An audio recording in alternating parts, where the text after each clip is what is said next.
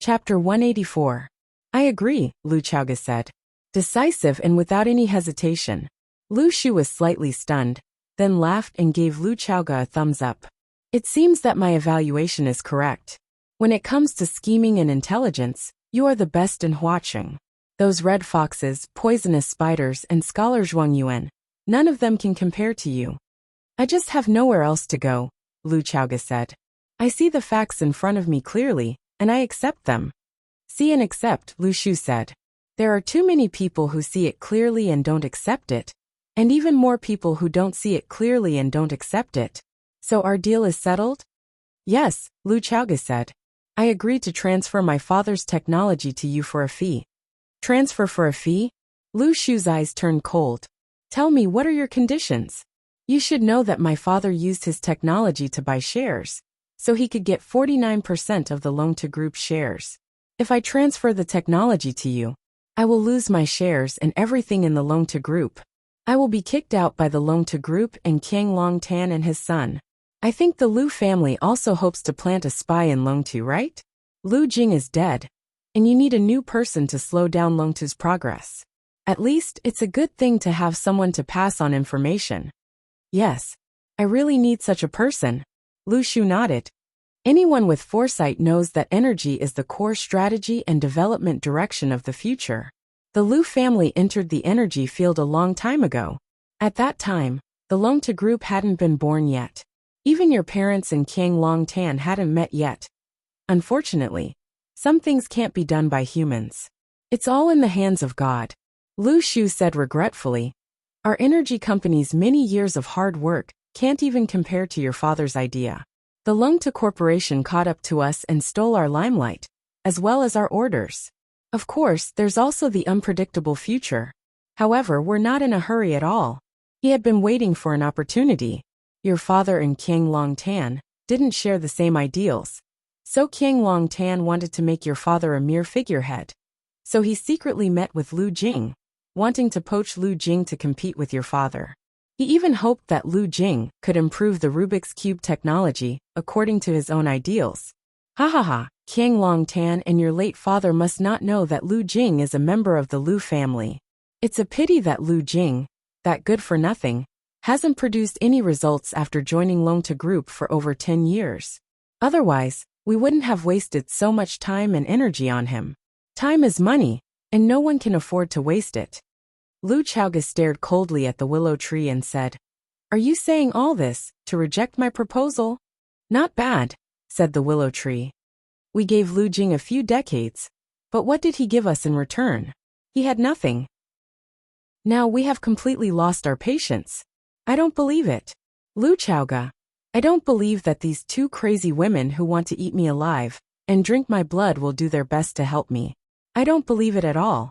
Violence may not seem very civilized, but sometimes it's very useful, isn't it? The willow tree pointed at Wang Li, who was sitting on the chair and bleeding, and said, You give me the technology, and I'll give it to your aunt. This is our condition for the transfer. I don't agree, said Lu Chaoga. You should know that I'm not a generous man. The willow tree shrugged his shoulders indifferently. You don't have the capital to bargain with me. I want you to evaluate the Rubik's Cube technology, or 49% of Longtu's shares, and then return what belongs to me, said Lu Chaoga. If you want the Rubik's Cube technology or Longtu Group shares, I can sell them to you. But I want money. I want the same value as the technology and shares. Aunt's body needs a lot of expensive medicine to maintain, and the safety of me and her also needs to be guaranteed. Once I get the money, I will leave with Aunt. Otherwise, even if I give you the technology or shares, it will still be difficult for us to survive. What's the point of such an exchange? Lu Chaoga stared coldly at the willow tree, with a posture of giving up everything, including her life, and said, Aunt and I, what's the point of us living one more day? The willow tree frowned. From his point of view, Lu Chaoga's worry was indeed necessary. If she used the technology or shares to exchange for Aunt, the two of them, without any protection and dependence, even survival would be a luxury. At that time, they would be hit by a car while walking on the road, or burned to death in a house fire. It would all depend on their mood. The willow tree hesitated for a moment and said, All right. I'll give you a price. A price that I can accept. And I hope you must accept. Because, on top of this price, you and Madame Wang's lives are also included. What do you think? The willow tree stretched out 2 fingers and said, This price, is it enough? I don't agree, said Lu Chaoga. Lu Chaoga. The willow tree's face was gloomy, and he sneered and said, Do you know what you're doing? I hope you'd better choose carefully. How careful do I need to be? Said Lu Chaoga. My life and Aunt's life are both here. You use our lives as a threat. I use mine and her life to discuss the conditions. It's fair to both of us. The willow tree's eyes flashed, and he said, I can't agree to your price. Then give me a price that I can really accept, said Lu Chaoga. It seems that we can't reach a consensus today. I can wait. What about her? The willow tree said with a smile. He looked at Wang Li with a smile, and said, Although our butcher's method of killing pigs is very clever, and he can at least let her bleed for 5 hours without dying. But now more than half of the time has passed, right? Are you sure you want to continue waiting? Lu Chaoga looked at Aunt Wang Li and asked, Aunt, are you willing to continue waiting? Yes, Wang Li shouted. I am willing. Ha ha ha ha, I'm already a dead person. I should have died long ago. What's there that I'm not willing to do? I'm already burned like this, my body is almost burnt to charcoal. What's there to be afraid of when you use a knife to cut my flesh? Good cut-ah. Good cut-ah. I've long wanted to cut it to see. See if the flesh inside is red or black like the outside. Good cut-ah. Cut open so that I can see that my flesh is also red. My blood is also red. Just like you guys. Wang Li's whole body was covered with scars, and her mind had entered a state of madness. She laughed out loud, as if it wasn't her flesh that was being cut, and it wasn't her blood that was flowing, and the pain was even more so not her body. The spirit and imposing manner that this woman displayed, as if she was facing death with equanimity, made everyone present feel deeply shocked. This woman who didn't even have the strength to truss a chicken. This woman who would fall with one push. This woman who could die at any time. She actually made these murderous fellows feel a chill down their spine. Lu Chaoga. Don't agree to them. Even if I die, don't agree to them. They're a bunch of mad dogs, they're demons. They'll get what they want. And then they'll kill us all. I've long known that such a day would come. I've been guarding against them. What you have now is what your parents left for you. They exchanged their lives for it. As long as you have those things, you can live. They won't be willing to touch you. Whether it's Qiang Long Tan or Luing Nian, they won't dare to touch you. Lu Chaoga's eyes were red. She pointed at her Aunt Wang Li and said, She's willing to wait. Lunatic. Lu Shu scolded. Your whole family is lunatic. Lu Chaoga's face was expressionless, ignoring Lu Shu's insult. She just attentively waited for a result. If the result didn't come, she was willing to wait. The willow tree stretched out its palm and said, Lu Chaoga, this is the highest authority I have, and also the highest price I can give you. If you still don't agree, then let's end our negotiation here. Double. Lu Chaoga said in a straightforward tone. This number can let Aunt take medicine to prolong her life. This number can let us not worry about food and clothing outside. Lu Shu flew into a rage and scolded. Lu Chaoga, you stinking bitch, don't push your luck. Do you think I don't dare to kill you? Those things may not have much value in my hands, but in your hands. You know better than anyone else the profits they can bring you. If I die, you'll have nothing. Lu Chaoga said. You just said that you're not a generous man. Since you're not generous, then you certainly won't have a conflict with the huge and limitless money. I don't believe you have the guts to ask for the Rubik's Cube from Jiang family's father and son. As for other means, do you think your IQ is worthy of playing with them? Lu Shu laughed. His expression was ferocious, but he was able to make a sneering sound. Lu Chaoga, I really chose the right opponent. If I knew that I was raising a tiger, I should have gotten rid of you early that year. In that case, why do I need to waste my breath now? I really feel sorry for you, Lu Chaoga said coldly. Lu Shu stared at Lu Chaoga for a long time and said, I can't make the decision on this number. Then call Luing Nian. The muscles on Lu Shu's face twitched. He took out his mobile phone from his pocket and walked to the window. Soon enough, he came back to the group. Obviously, the other side had made the final decision. He looked at Lu Chaoga and said, "Congratulations.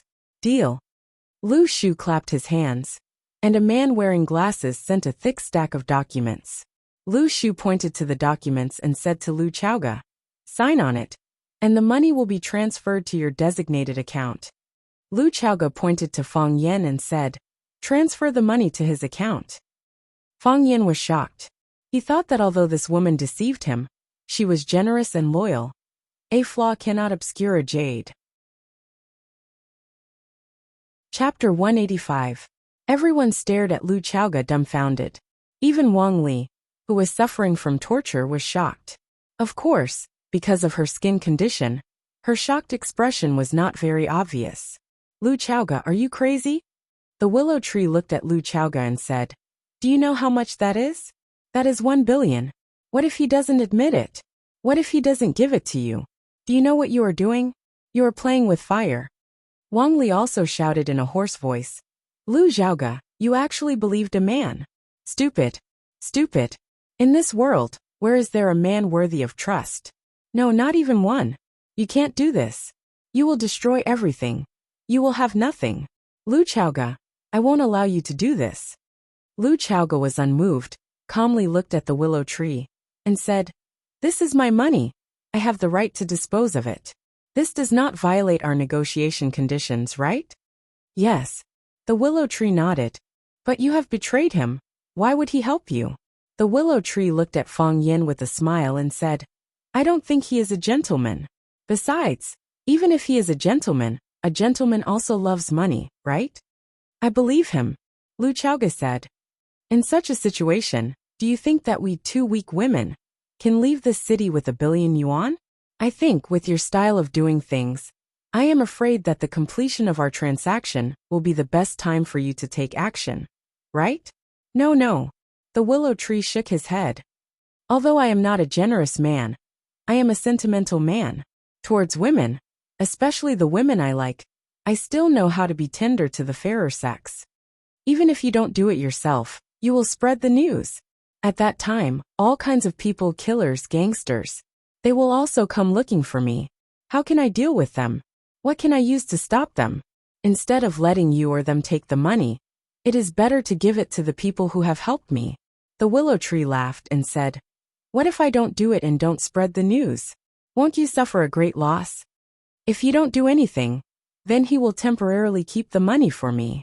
I believe in his character. I believe in him more than I believe in you," Lu Chaoga said. "As long as the money isn't with us, it's meaningless for you to kill us. It's just 2 murders on you. I don't think young Master Lu would do such a stupid thing." "Wonderful." The willow tree applauded. "To be honest, you woman really bring me surprises all the time. The problem is, even if I transfer the money to his account, what if I kill both of you at the same time after the contract is signed?" "You can't do it," Lu Chaoga said. "If that's the case, I have to transfer the money to his account. If he can take risks for me, why can't I take risks for him?" "That makes sense." The willow tree looked at Fang Yan and said, "I hope you won't disappoint her trust in you. However, don't you care that she's using you?" "Oh no, it's not that she's using you, but she's using you again. I know you're good. If you're not here, I don't even know what I'll do. What does it have to do with you?" Fang Yan said with a sneer. "Whether I give it to her or not, it's between me and her. Do I need you to arrange it in the middle?" Blocking someone's path to wealth was like killing their parents. This guy actually dared to stop him from getting rich. It really made Fang Yan angry. "I'm just saying." The willow tree raised his hand in surrender. "I'm just talking too much. Since she asked us to transfer the money to your account, then, provide your Swiss bank account." Fang Yan was stunned for a moment and said, "Swiss bank? Can't China CITIC Bank do?" The willow tree's eyes made Fang Yan feel that he was being despised. He said angrily, "How many people with a salary of 3,000 yuan a month want to open an account in a Swiss bank?" "As you wish," the willow tree said indifferently. "As long as the money is transferred to you smoothly, it's fine." Fang Yan provided his bank card information. This was the card that must be used when working at school. The monthly salary would be directly transferred to this card. After getting the information, the willow tree sent out the number. After a while, the willow tree received a feedback message. After he answered a phone call, he said to Fang Yan, "The money has been transferred to the card. You can check it." "I know," Fang Yan said. He had received the payment information sent by the bank with a text message on his mobile phone. He didn't know what the consideration of the sender was. The limit of each transfer was 50 million yuan, and the same amount was transferred 20 times. After counting the zeros for a while, Fang Yan said, "The number is correct." Lu Chaoga didn't talk nonsense and simply signed her name on the contract. "Lu Zhaoga, you idiot." Wang Li almost went mad with anger. "You'll regret it. You'll definitely regret it." What Lu Chaoga gave to Fang Yan was what she had now. That was what her parents exchanged for with their lives. It was Wang Li's lifelong effort and painstaking effort. Now Lu Chaoga gave it to Fang Yan so easily, to a man who was still quite strange to them. Wang Li's legs were bleeding, her heart was bleeding, and her body was almost about to explode. The bespectacled middle-aged man put away the contract, put it in a password box, and immediately left the scene under the escort of a few armed men in black. These people were quite professional and extremely vigilant. From now on, the 49% of Longta Group's shares, held by Lu Chaoga, and the core technology related to the Rubik's Cube under these shares would be changed to be owned by the Willow Tree. They only needed to make some supplementary procedures. This was not a problem at all for the Lu family with a deep background. The Willow Tree looked at Fang Yan and Lu Chaoga and said, "It was really wonderful. This was the most unforgettable negotiation I've ever experienced. Lu Chaoga, you're really a fearsome opponent. I have to say it was very pleasant to work with you. At the same time it was also frightening. However, it's because of this different feeling that I'm still looking forward to our next cooperation. Thank you for your compliment," Lu Chaoga said. "I don't want to have another chance to work with you. Once in a lifetime is enough." "That's a pity," the Willow Tree shrugged and said helplessly. "Although I'm a little reluctant, there's no such thing as a never-ending banquet in this world. This big show is still coming to an end," the Willow Tree said. "We've disturbed you for too long. It's time for us to leave. Everyone goodbye." After getting what he wanted, the Willow Tree didn't even look at Wang Li. For him, it was really something that affected his appetite. He needed good wine, he needed beautiful girls. He needed a beautiful and sexy drunkenness. "Wait!" Fang Yan suddenly shouted. The Willow Tree stopped and turned around. He looked at Fang Yan with great interest and said, "Mr. Fang, is there anything else? You finished talking about your matters, but we haven't started talking about ours yet. Why are you in such a hurry to leave?" Fang Yan said aloud. "Oh, really? What do you want to talk to me about? You hurt me, shouldn't you give me some compensation?" Fang Yan said, "I'm not a person without a temper. What compensation do you want?" How about giving me 1 billion? The Willow Tree laughed loudly, extremely proud and arrogant. While he was laughing, more than a dozen bodyguards inside and outside the study surrounded Fang Yan. There were also several guys holding guns, and the cold muzzles were aimed at Fang Yan's chest or head. "Are you sick?" The Willow Tree's laughter stopped abruptly, and he said in an unfriendly tone, "Mr. Fang, you just got 1 billion. That money is enough for you to squander for a lifetime. You can live in the best house, drive the most expensive car, and play with the sexiest woman in the world. Do you know that? What you did should have been done by me. I also thought about killing all of you after the contract was signed. It should be mine, and no one can take it away. You're afraid of failure. You don't dare to take risks." Fang Yan said, "If you don't want to give me 1 billion, then I'll take one of your legs. That's not too much, right?" The muscles on Lu Shujun's face twitched twice, and he said in a sharp voice, "The reason why I didn't do that is because I just think." What was that sentence again? "Leave a line in life, and you'll meet again in the future." I've been using this sentence to encourage myself, and I'm also giving it to you to learn. Afraid? That's a big joke. This room, including this courtyard, are all my people inside and outside. My people have guns in their hands, and every muzzle is aimed at you. Why would I be afraid? Why would I be afraid? Lu Shu looked at Lu Chaoga and kindly reminded her, "I don't mind wasting time, but I think your aunt can't hold on any longer. Lu Chaoga looked at her aunt Wang Li. Her body was getting weaker and weaker. After the madness, her physical strength was overdrawn, and it seemed that she really couldn't hold on any longer. It's just a leg, I don't need too much time, Fang Yin said. Shoot! Lu Shu shouted. The bodyguards received the order, but before they could pull the trigger, Fang Yin had casually pulled out a book from the bookcase behind him, tore off a stack of pages, and threw them toward the bodyguards in black. The soft paper was infused with the power of Tai Chi, and it actually split into pieces, and each piece was as hard as a knife. They seemed to have eyes, and with the whistling sound of the wind, they charged toward all the enemies in front of them. Whoosh whoosh whoosh. The bodyguards in black were cut one after another, and the guns in their hands were scattered on the ground. Flowers and leaves could hurt people, but paper was like a knife. Chapter 186. Victory or defeat in a breath's time. Fang Yin was right. The time he used was very short. Very, very short. He didn't even have time to blink his eyes. This battle that Lu Shu thought would be fierce, long and cruel was already over. The truth was too cruel. Apart from Lu Shu, none of the bodyguards who stood in front of him were spared. Some people's noses were cut off, some people's fingers were cut off, and some people's faces were cut open, revealing the white bones inside. They lay on the ground, screaming and wailing in pain. They had completely lost their previous awe-inspiring ferocious appearance that made people's hearts beat rapidly. He's a monster. He's a monster. A bodyguard in black who was not very knowledgeable was lying on the ground, pointing at Fang Yin and shouting in horror. He used witchcraft. If it wasn't for the fact that he didn't know witchcraft, how could he hurt them like this with just a few pieces of paper? Monster? Fang Yin sneered. That was only because their starting point was too low, and they saw too little. There was a saying that the ancients scattered beans to form soldiers, and crossed the river on a reed. Fang Yin didn't see it with his own eyes, nor did he hear of such a master from his family or elders.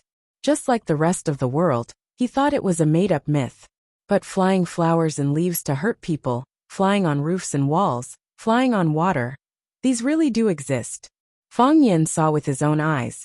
The Lingnan wild crane Zhang Shizong only used 2 pieces of bark from a tree to cross the river.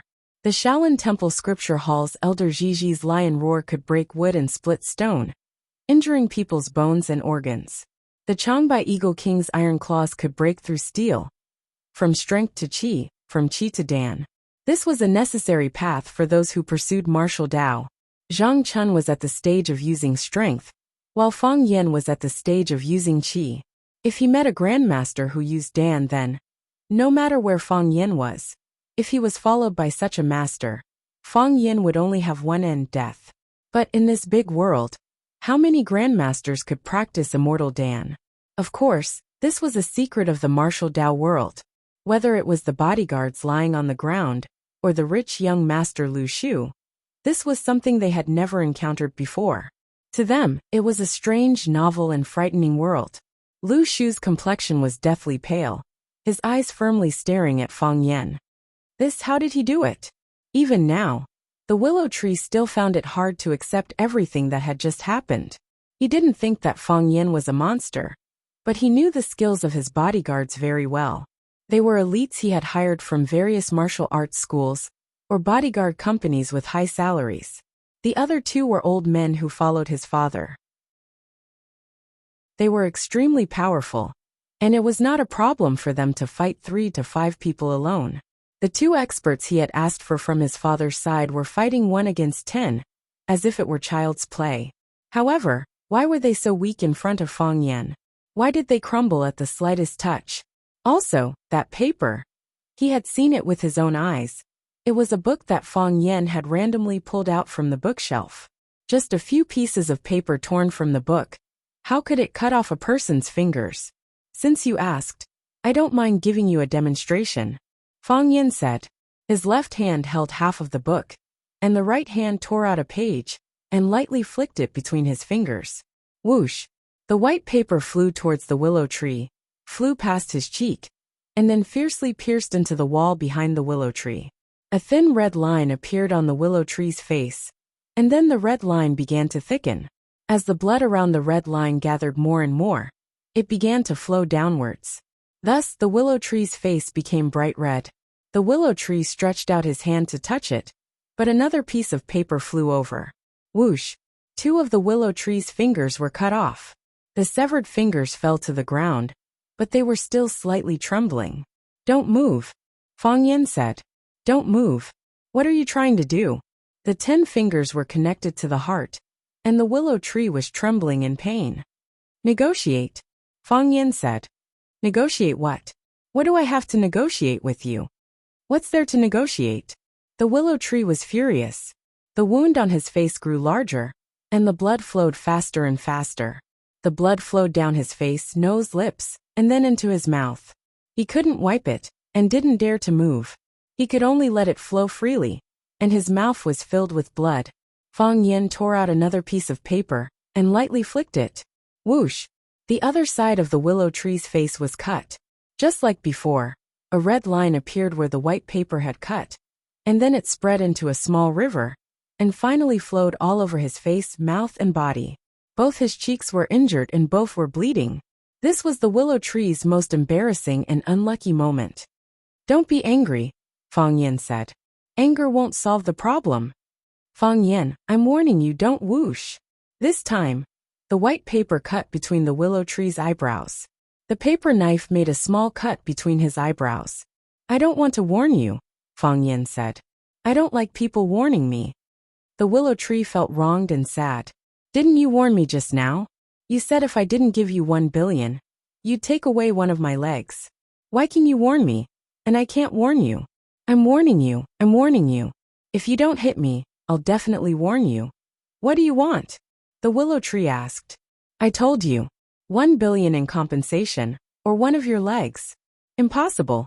No rush." "We can talk slowly," Fang Yen said. "Just like how you forced Headmaster Lu to sign the agreement. You said she didn't have any other choice. I don't think you have any other choice. You don't dare to kill me," the willow tree sneered. "Fang Yen, you don't dare to kill me. Even if you kill me, do you think you can kill everyone in this house? Just now someone sent out the contract. They're all witnesses. If I die, you won't be able to escape either. When that time comes, no matter how big the world is, there won't be a place for you. You'll lose your reputation, and everything you have right now.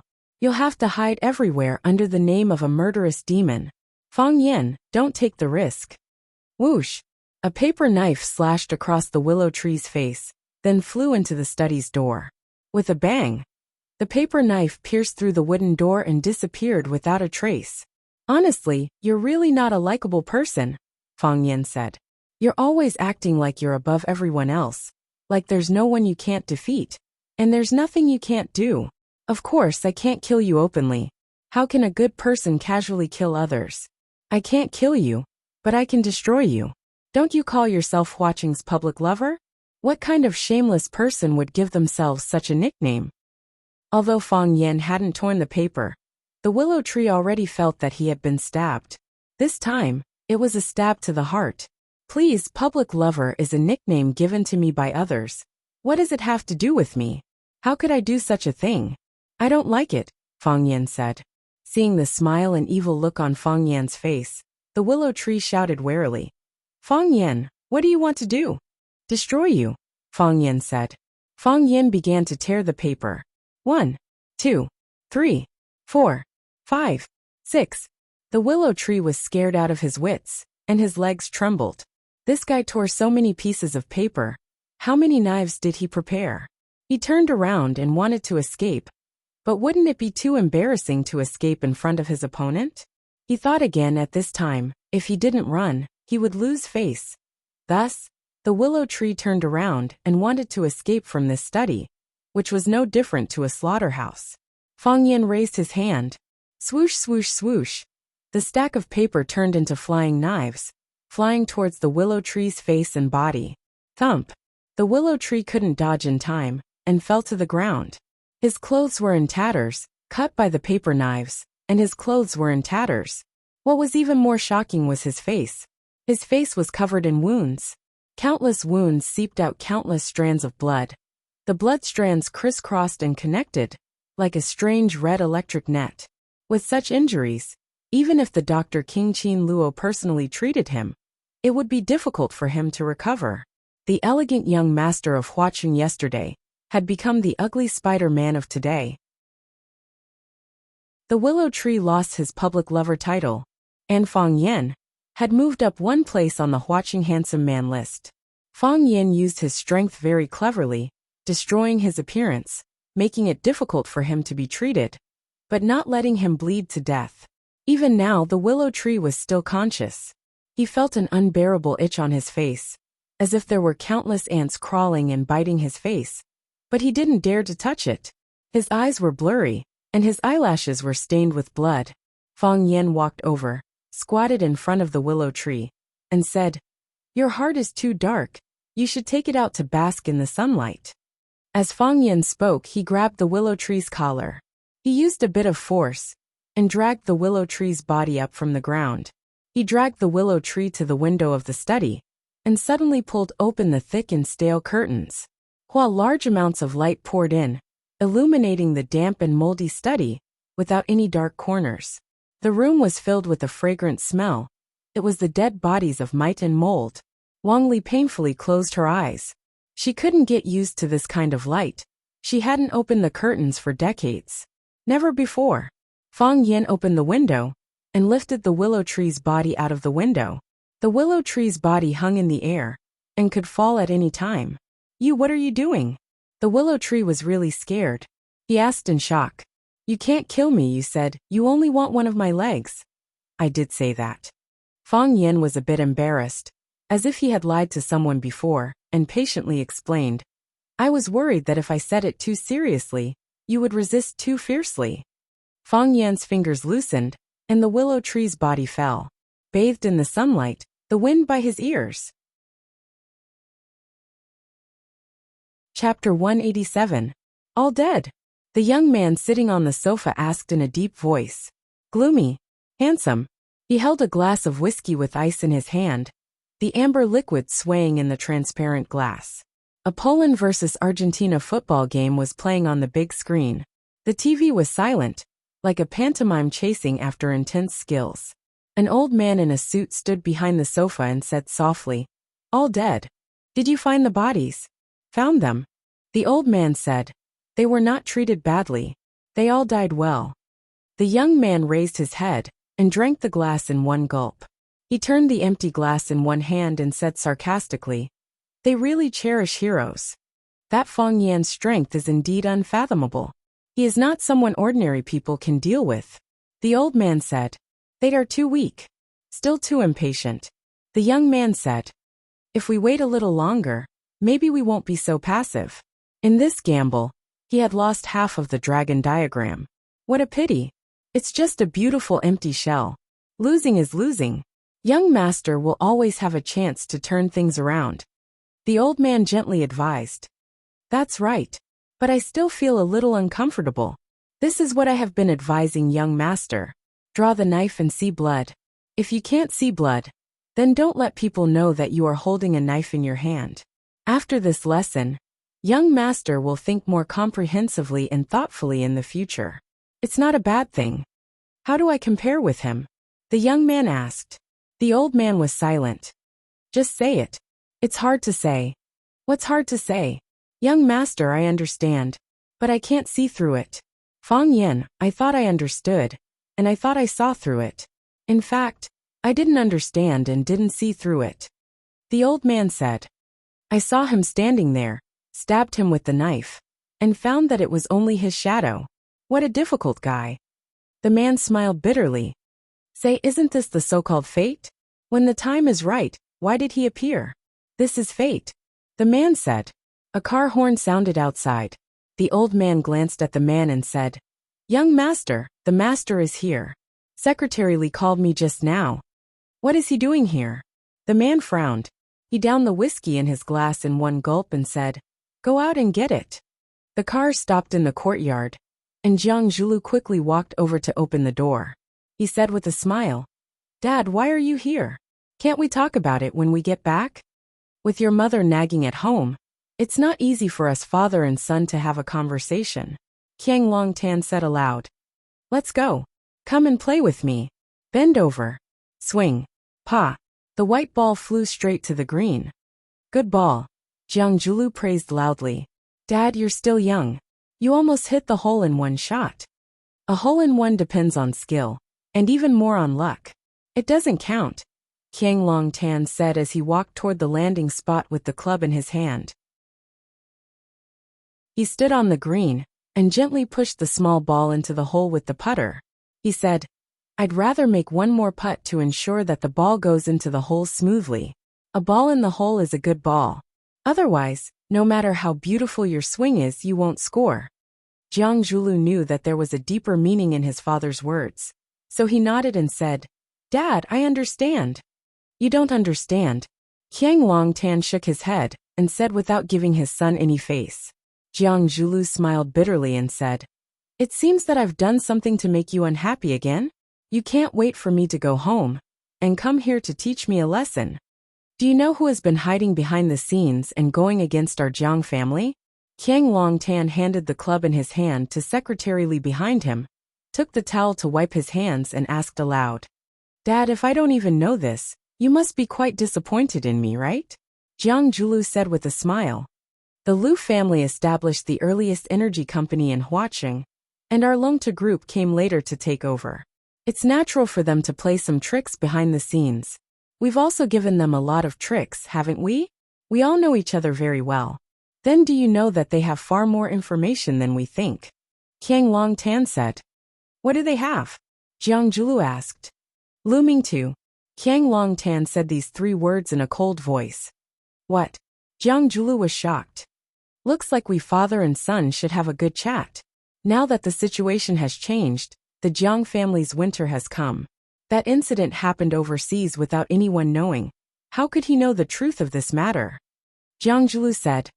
Moreover, the ones who did it were all foreigners, and now all of them are dead. Even if they investigate, they won't be able to find you. Qiang Longtan's expression was cold as he said, What if Wang Li didn't die? Lu Chaoga's aunt? Wang Li didn't die. How could she? Where is she? Jiang Julu looked at his father in surprise and said, You failed? I was too careless. If I had used another method, this wouldn't have happened. Qiang Longtan said with slight regret. However, it's fortunate that she escaped death and came back to life. If she died, there would be no more hope. Those things would forever be a secret. What a pity. I don't understand. Jiang Julu said. I have to admit that Lu Mingtu is a genius scientist. 20 years ago, his research in the field of energy was already at the forefront of the world. Even now, the Rubik's Cube technology is still a difficult problem that energy research labs around the world are working hard to solve. At that time, my views and his were divergent. I hoped to use the Rubik's Cube technology for military use. In that case, we could get a lot of orders from the military, but he wanted the Rubik's Cube to be used for civilian use. He didn't want the thing he created to become a tool to kill people or participate in war. What a smart and pedantic guy. My views and his were opposing, and the contradiction grew bigger and bigger. The work of the research lab could only be temporarily put on hold. Later, I found Lu Jing to replace him. Lu Jing is a member of the Lu family. He has a mistress who gave birth to a son for him. His Swiss bank account often receives large amounts of money. I found a hacker to track it, and the money came from an import and export trading company under the Lu family. Jiang Julu said, I warned you before. How could I not notice such an obvious spy? Jiang Long said, There must be something wrong when something is out of the ordinary. After Lu Mingtu died, Lu Jing and I never contacted each other. The strange thing is, he obviously hated me, but he didn't want to leave Longtu. So, isn't it easy to guess what he was plotting? Then why didn't you replace him? I didn't replace him because I wanted my opponents to watch me, so they could see what I was doing, Qiang Longtan said. If a spy's IQ isn't high enough, then who can be sure that he won't be used by us?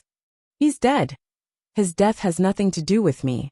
Qiang Longtan sternly interrupted his son's words. This is part of their plan.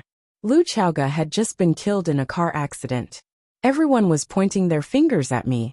Just when countless people were blaming and attacking me, Lu Jing suddenly jumped out and made a scene, and was smashed to death by a pot of water as soon as he left the house. This really put me in a dilemma, and it's hard to clear my name. The Lu family controlled Wang Li, so father didn't dare to push Lu Chaoga too hard all these years. Jiang Zhulu asked curiously. I always thought that she should have disappeared a long time ago. What good does the existence of such a person do us? I was fishing, Qiang Longtan said. If you want to catch a big fish with delicious meat, you need to have bait that the big fish likes. Lu Chaoga is the most suitable bait, and I've been using it for 20 years. Just when the fish was about to bite, you smashed it away with a stone. Wang Li? She's a useless person, what's there to fish? Jiang Zhulu said disdainfully. I thought so too. Qiang Longtan shook his head and sighed. So I wanted to erase her from this world. Only dead people can keep secrets. The fewer people who know about it, the safer and more beneficial it is for us. In the end, I was the one in the wrong. Lu Mingtu, that idiot, actually started to play tricks on me. What did he do? Jiang Zhulu asked.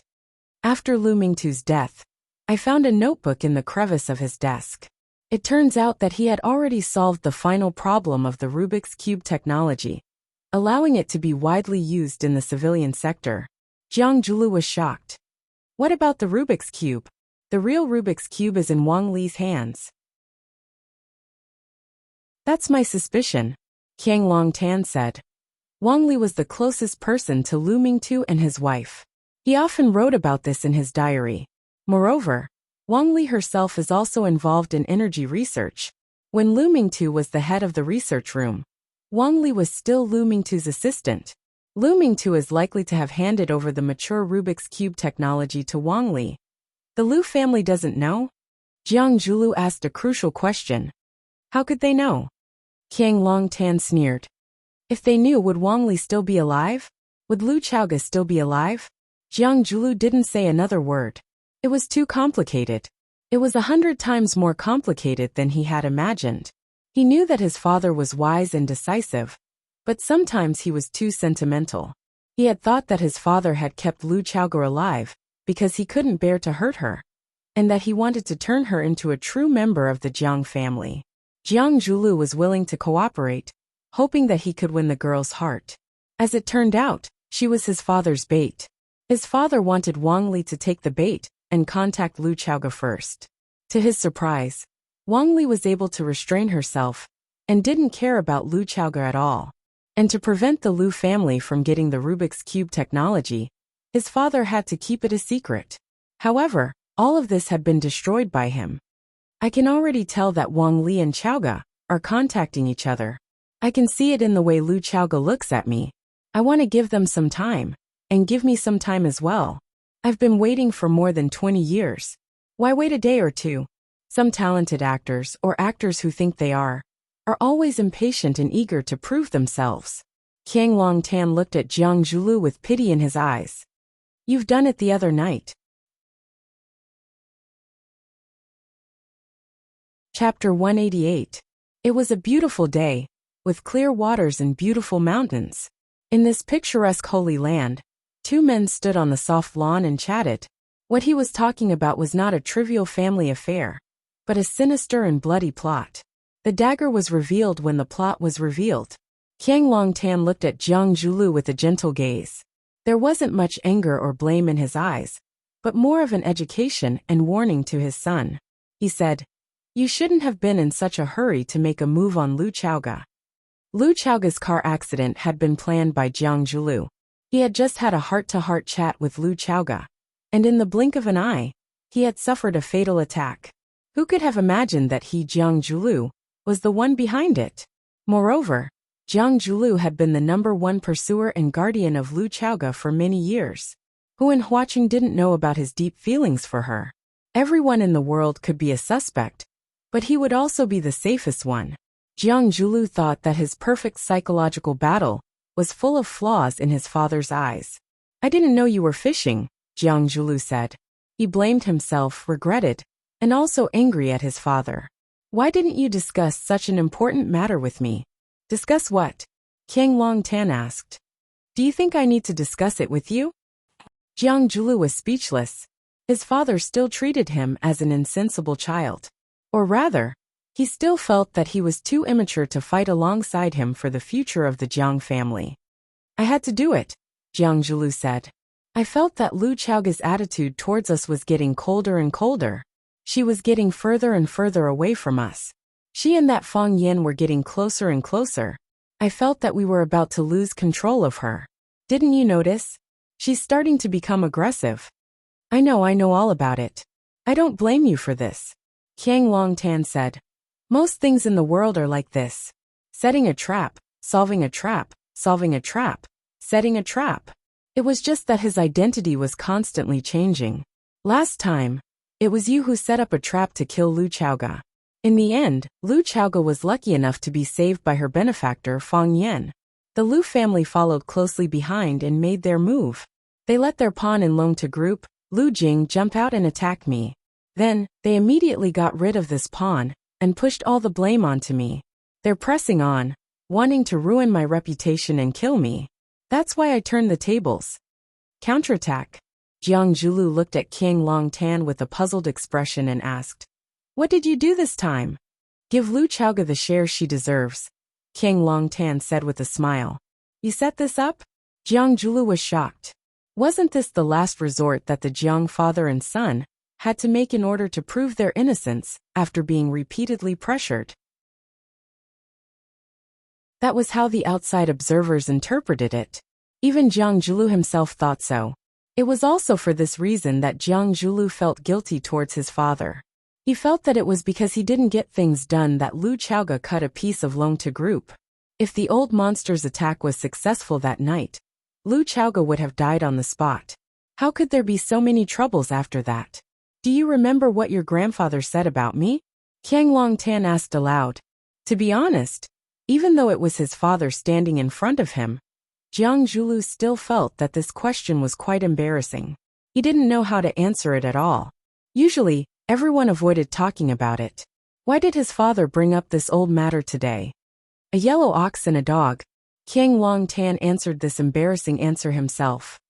The first time I went to the Run family to visit your grandparents, I played a game of chess with your grandfather. Before the game was over, your grandfather said these words to me. A yellow ox and a dog. A yellow ox means that I have a calm temperament. When I play chess, I don't fight. I don't want to be greedy. I don't take risks. I push forward step by step. And I don't hesitate to work hard.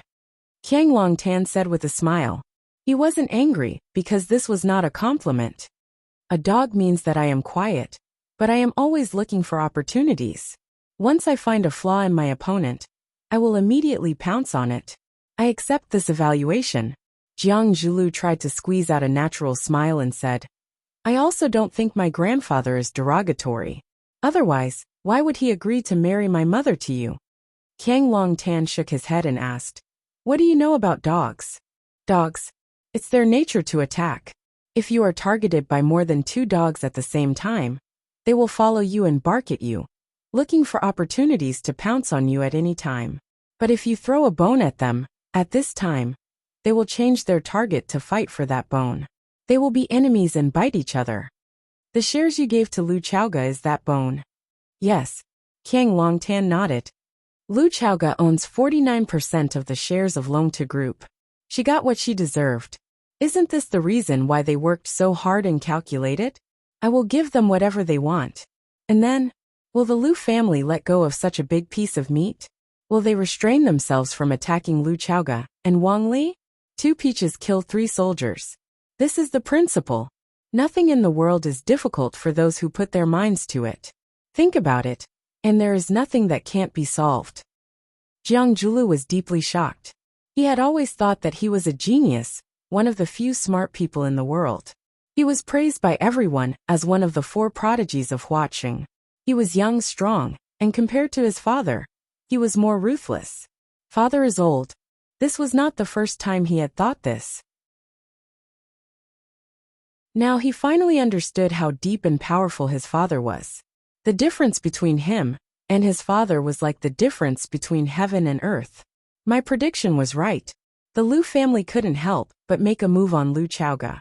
They held Wang Li hostage and wanted to force Lu Chaoga to transfer her shares and the Rubik's Cube technology to them. Jiang Zhulu was shocked and asked, "When did this happen?" "Just now," Qiang Longtan said. "I got the news on my way here." "And the result?" Jiang Zhulu asked. "We really met a rare opponent." Qiang Longtan smiled bitterly. This round was solved by Lu Chaoga, or Fang Yan, who was by Lu Chaoga's side. "Solved. I just got the news that Lu Shu accidentally fell from a building and is now hospitalized with serious injuries. We don't know if he's dead or alive," Qiang Longtan said. "We don't know if he's dead or alive." Lu Shu's face became very serious. Fang Yan made a move on them. He dared to beat Lu Shu to the point where we don't know if he's dead or alive. Is he crazy? He's not crazy, Qiang Longtan said. He calculated that the Lu family wouldn't dare to make this matter public. That's why he dared to be so heavy-handed. The Lu family's reaction was just as he guessed. They explained to the outside world that Lu Shu accidentally fell from a building. How did he fall? They didn't say a word about who made him fall. It seems that their deal failed. Jiang Zhulu sneered. The Lu family is really funny. They planned for so many years and spent so much time and energy. What did they get in the end? Not only did they not get anything, but they also lost Lu Shu. I hope that Lu Shu can't be saved. If that's the case, will that old fox Lu Yingnian let it go? No, the deal was successful. Qiang Longtan corrected Jiang Zhulio's point of view and said, "Although I don't know the specific conditions for now, but according to the report from the ants I left in the Lu family, they did get the transfer contracts signed by Lu Chaoga. This is what I'm really worried about." Lu Shu was injured, but the deal was successful? Jiang Zhulu couldn't understand at all. Lu Chaoga and that Fang Yan, what did they want to do? Yes, Lu Shu's life and death are unknown. None of his bodyguards were spared. But they signed a contract with Lu Shu. Is it just for money? I don't think it's that simple. What do they want to do? Jiang Zhulu asked. He felt dizzy from his father's train of thought. No, he was completely confused by this matter. Although I was forced by them, if I didn't want them to kill each other, I wouldn't have given away the shares of Longtu Group so easily. Although we control Longtu's core assets, Longtu itself is still a powerful existence. Just this brand alone is worth a lot. If it's not necessary, we definitely won't give up this beautiful shell. Think about it. If the Lu family used a very high price to get the transfer contract from Lu Chaoga, then, would they be willing to give it up so easily? No. Jiang Zhuyo's thoughts instantly became clear. He exclaimed. In other words, the current Longtu Group actually belongs to the joint ownership of the Jiang family and the Lu family? That be asterisk th Lu Chaoga didn't want to play anymore and quit? Yes, she quit. She took a huge sum of money and the real Rubik's Cube technology and left. Qiang Longtan's face showed deep worry. We and the Lu family will reveal our true intentions on the battlefield of Longtu Group. We will fight in close quarters for the core assets and business of Longtu. If that part of the shares is in Lu Chaoga's hands, no matter what we do in secret, even if she knows, she can't do anything. But if our opponent is the Lu family, do you really think that the things we transferred earlier are foolproof? That be asterisk th. Jiang Zhulu gritted his teeth and cursed. What a deep scheme. She used the conflict between the Jiang family and the Lu family to play all of us in the palm of her hand. Driving the tiger to swallow the wolf, Qiang Longtan said with a sigh. Driving the tiger to swallow the wolf, what a good move. Zhulu, you're not as good as them. Now Lu Chaoga has set up a trap and is waiting for the Jiang and Lu families to solve it. Chapter 189. Since ancient times, there has been a saying, medicine and martial arts are inseparable. Fang Yan is a first-rate martial arts master and a third-rate doctor. Who wouldn't be stabbed in the martial arts world? Giving yourself some emergency treatment after being stabbed is the key to saving your life. If you have to crawl to find a doctor after being seriously injured, you won't be able to survive even if you have 9 lives. Even those who sold dog skin plasters in the market shouted that after you hit me, you hit me, you hit me, you hit me, You hit me, you stick on the plaster. After 3 to 5 minutes, the scars would disappear. A plaster was only 10 yuan. Buy 3 get 1 free. The price was reasonable, and there was even free shipping included. Because Wang Li was seriously injured, not only her skin was burned, but even her internal organs were also severely weakened due to the invasion of the fire. For so many years, she relied on the expensive medicine provided by the Lu family to maintain her life. Wang Li's body was weak, plus she was seriously injured and lost a lot of blood. After seeing Fang Yan throw Lu Shu downstairs, she directly fainted. Fang Yan took the whole medicine pot from the kitchen, put the medicine into a bowl to cool, then spread out a piece of sterilized gauze, poured the hot medicine dregs into the emery cloth, put the medicine pot in place, and carefully wrapped the gauze. Fang Yan personally used a pair of scissors to cut open Wang Li's pants, revealing her charred, pitch-black skin that was too horrible to look at. There were also several fresh wounds, which were just cut by Lu Shu's subordinate butcher. Lu Chaoga's eyes were red, clenched her fists, and didn't say a word. Fang Yan wrapped the gauze with the medicine dregs around the wound on Wang Li's leg. Wang Li's body suddenly twitched, and the upper half of her body bounced up from the bed. Because of the pain in her legs, she also woke up from her unconscious state. Fang Yan firmly pressed her legs, not letting her lower body move, until Wang Li was able to adapt to the heat and stimulation of the medicine dregs. And when she gradually calmed down, he wrapped her whole long leg again.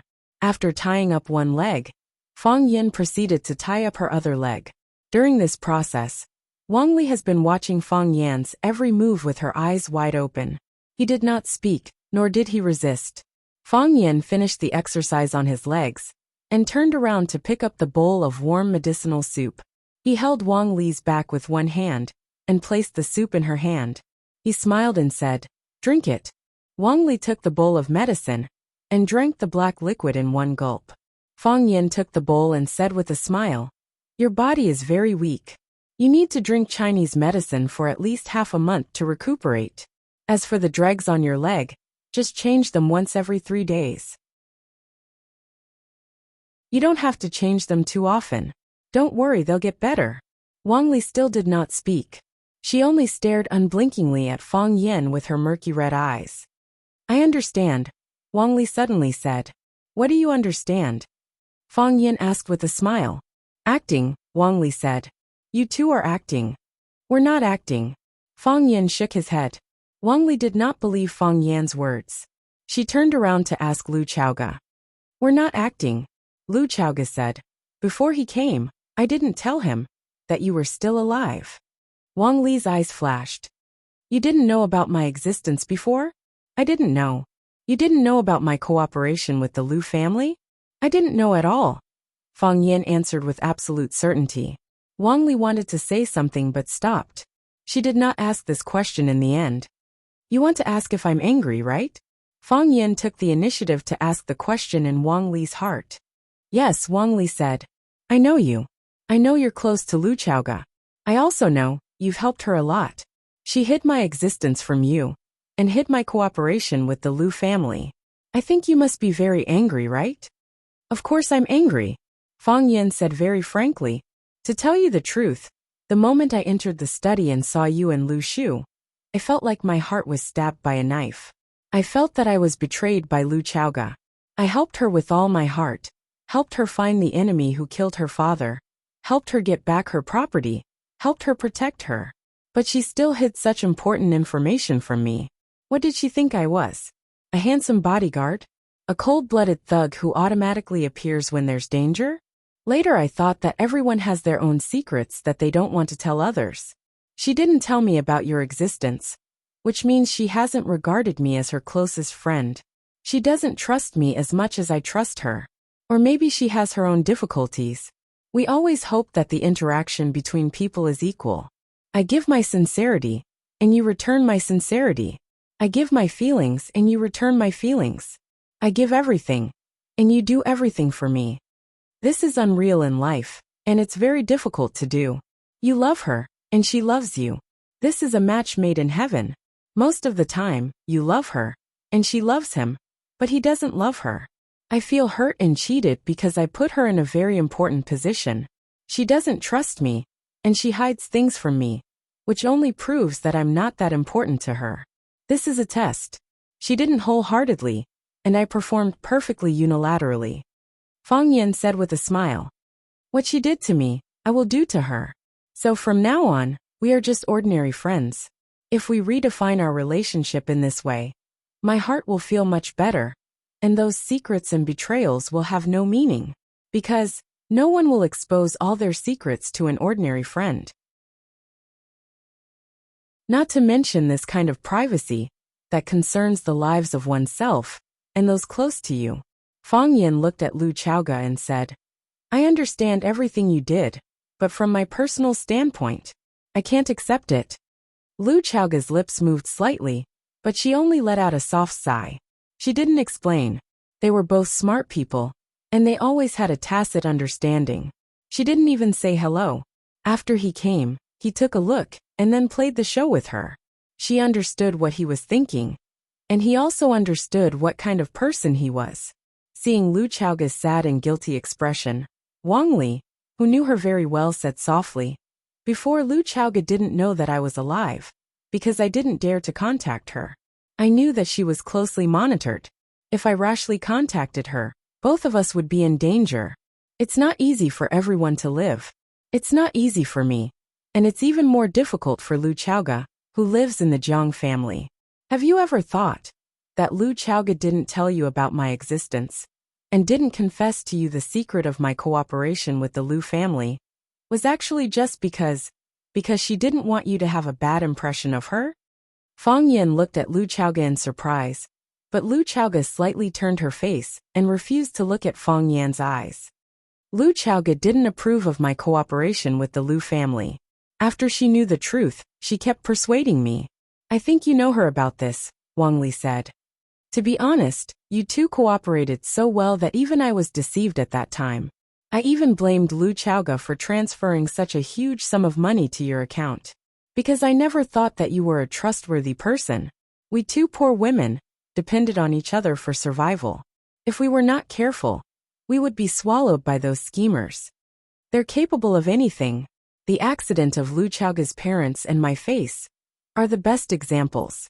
Until just now, I was still wondering why Lu Chaoge told all our secrets to you. If we were not careful, we would die without a burial place. Because if she didn't tell you about my existence and my cooperation with the Lu family, how could you have such a wonderful cooperation? Wang Li's lips were chapped, and because she talked too much, her face became more embarrassed. Lu Chaoge went to pour a glass of water for her and said, Have a rest. Wang Li drank the water, but refused to lie down immediately. She looked at Fang Yan and said, You are right. Everyone wants the same value in return for their efforts. This time, it was Lu Chaoge who felt guilty about you, and it was I who felt guilty about you. We were not as frank as you, and we were too insidious and suspicious. To be honest, until now, I dare not trust you like Lu Chaoge. However, Lu Chaoge has already given you the greatest amount of trust she can give you. She asked the Lu family to transfer the money to your account, asking you to protect her. And also because she has complete trust in you. Because that is the money to save my life. And it is all we have now. She entrusted her everything to you. Isn't that also a kind of trust? Fang Yan was silent and said, What you said makes me feel more pressure. Because I have decided to treat her as a normal friend. Then let's just be friends, Lu Chaoge said. Aren't you afraid that I will refuse to transfer the money? Fang Yan asked. If you didn't help, that money in our lives might have been gone. Lu Chaoge said without any worry. It is only a matter of time. For the situation at that time, I made the best choice. As for the future, do I have the right to think about the future? Fang Yan, you are a variable. Wang Li said. Whether it is the Jiang family, the Lu family, or me, we have never thought that because of your appearance, things will be pushed to the situation that is most beneficial to us. So what if the Lu family took the contract? The day they join the dragon group will be the day they sink into the mire. Wang Li became more and more emotional, and her voice was dry and hoarse as she said, When two tigers fight, one will be hurt. Fang Yan, thank you for avenging us. Wang Li fell asleep. When the two came out, Lu Chaoga gently closed the door. No matter what, I owe you an apology. Lu Chaoga said. I will not say it is okay. Fang Yan said.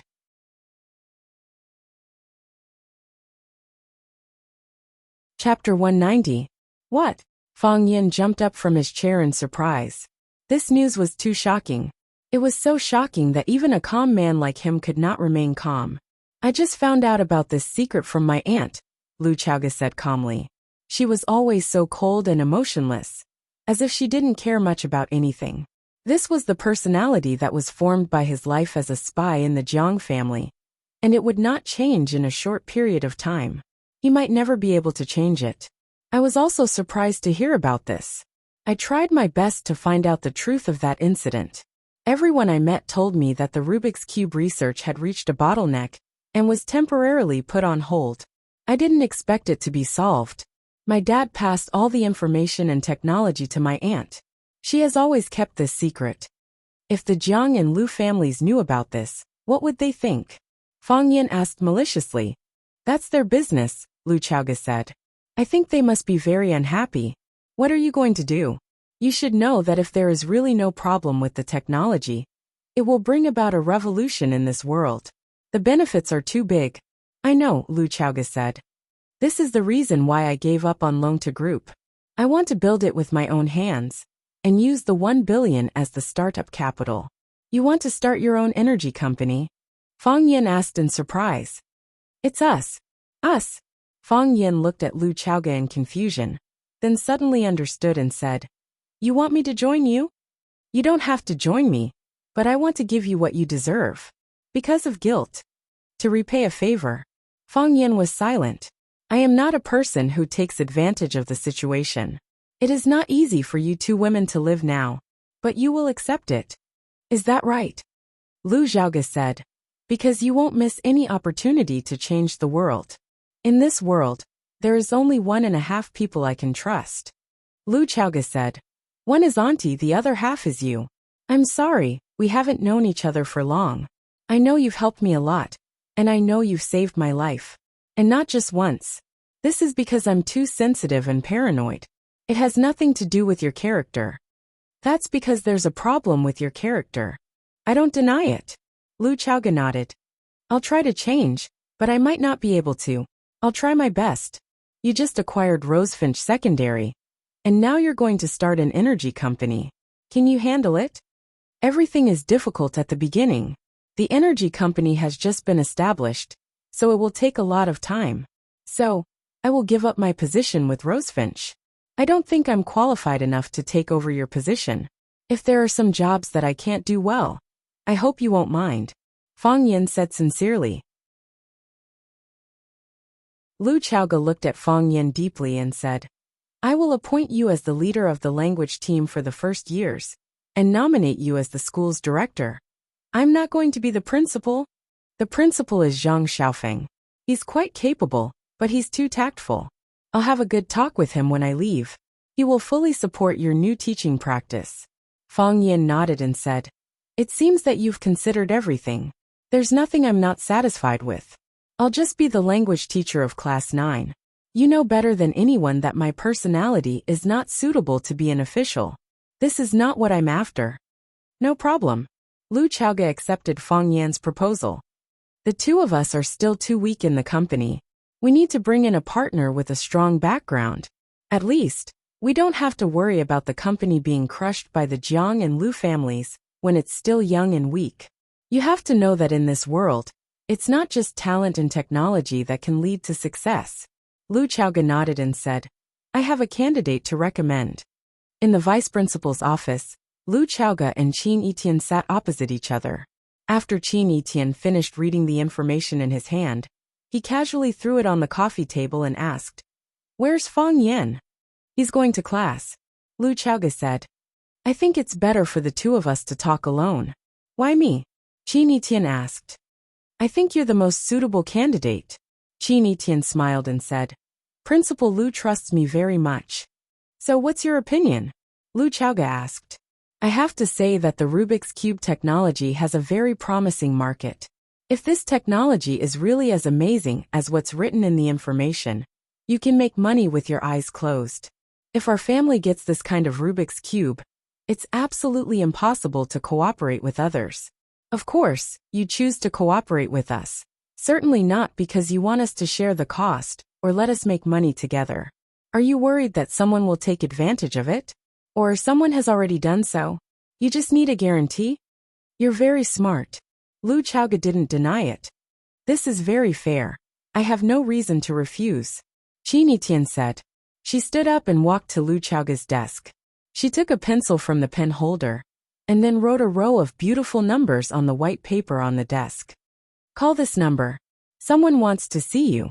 She threw the pencil on the desk and said, I'm going to class. I actually don't want to skip Mr. Fang's class.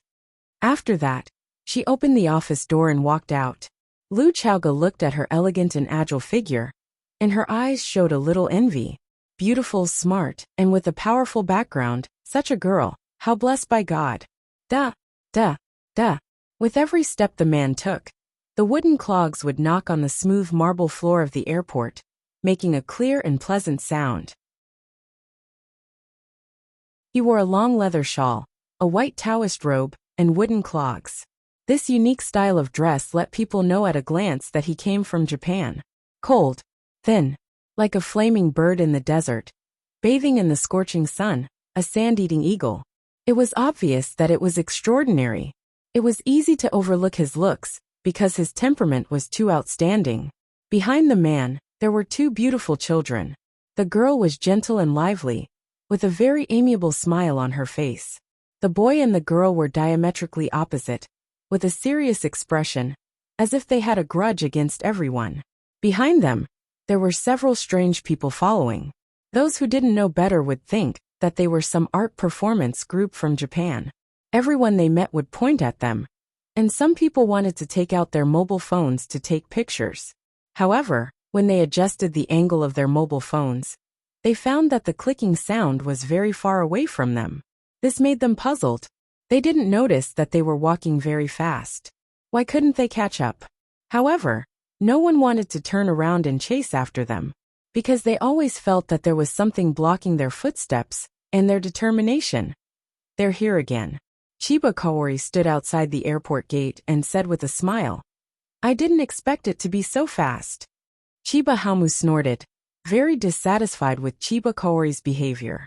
Chiba Kaori smiled and reached out to touch her brother's hair, but Chiba Hamu dodged her.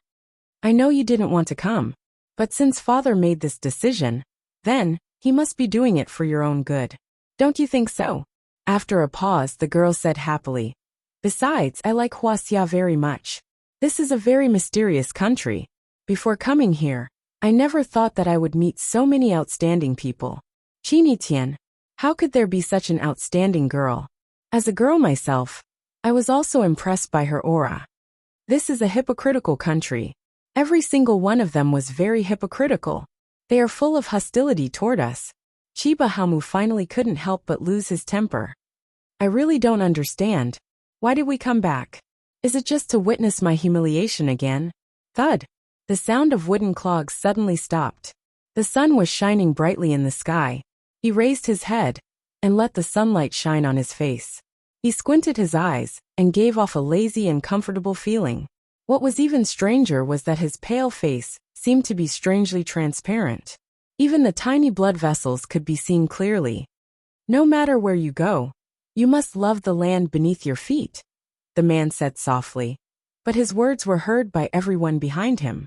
Our strength comes from the sun, from the land, and from ourselves. You repel the sun, and the sun repel you. You don't love the land, and the land doesn't love you. Chapter 191. Lu Chaoga went to Yanjing and went to Rosefinch's principal, Zhang Xiaofeng's office. Are you really leaving? Zhang Xiaofeng looked at Lu Chaoga, who was sitting across from him, and asked in a very emotional voice. I'm really leaving, Lu Chaoga replied. What a pity, Zhang Xiaofeng said. You have the ideas and the ability. You've returned with honor and pride. However, you still don't understand the situation in Huaxia. There are some things that you know are right, and I also know are right. However, it doesn't mean that this can be done. What everyone thinks is right may not be carried out. Only when everyone thinks it's right will there be a chance. It's a right word and a good word. At first glance, there's really no difference. However, if you think about it carefully, you'll realize that there's a lot more to it. You have ideals and ambition, so you choose to do the right thing. I'm the principal, I'm old, my ideals are gone. And I have to consider the big picture, so I choose to do the right thing. Therefore, during your time at Rosefinch, I didn't give you much support. They would even pour a bucket of cold water on you from time to time, trying to wake you up and let you know whose territory this is. You see, us old men can't get rid of the landlord's consciousness of occupying a mountain and making ourselves the king. Principal Zhang, you're exaggerating, Lu Chaoga comforted. Principal Zhang is a good teacher and helpful friend. I've benefited a lot. To be honest, when I heard that you accepted Rosefinch, I was ready to retire. When you walked into my office just now, I was still thinking, little Lu is here to have a showdown with me.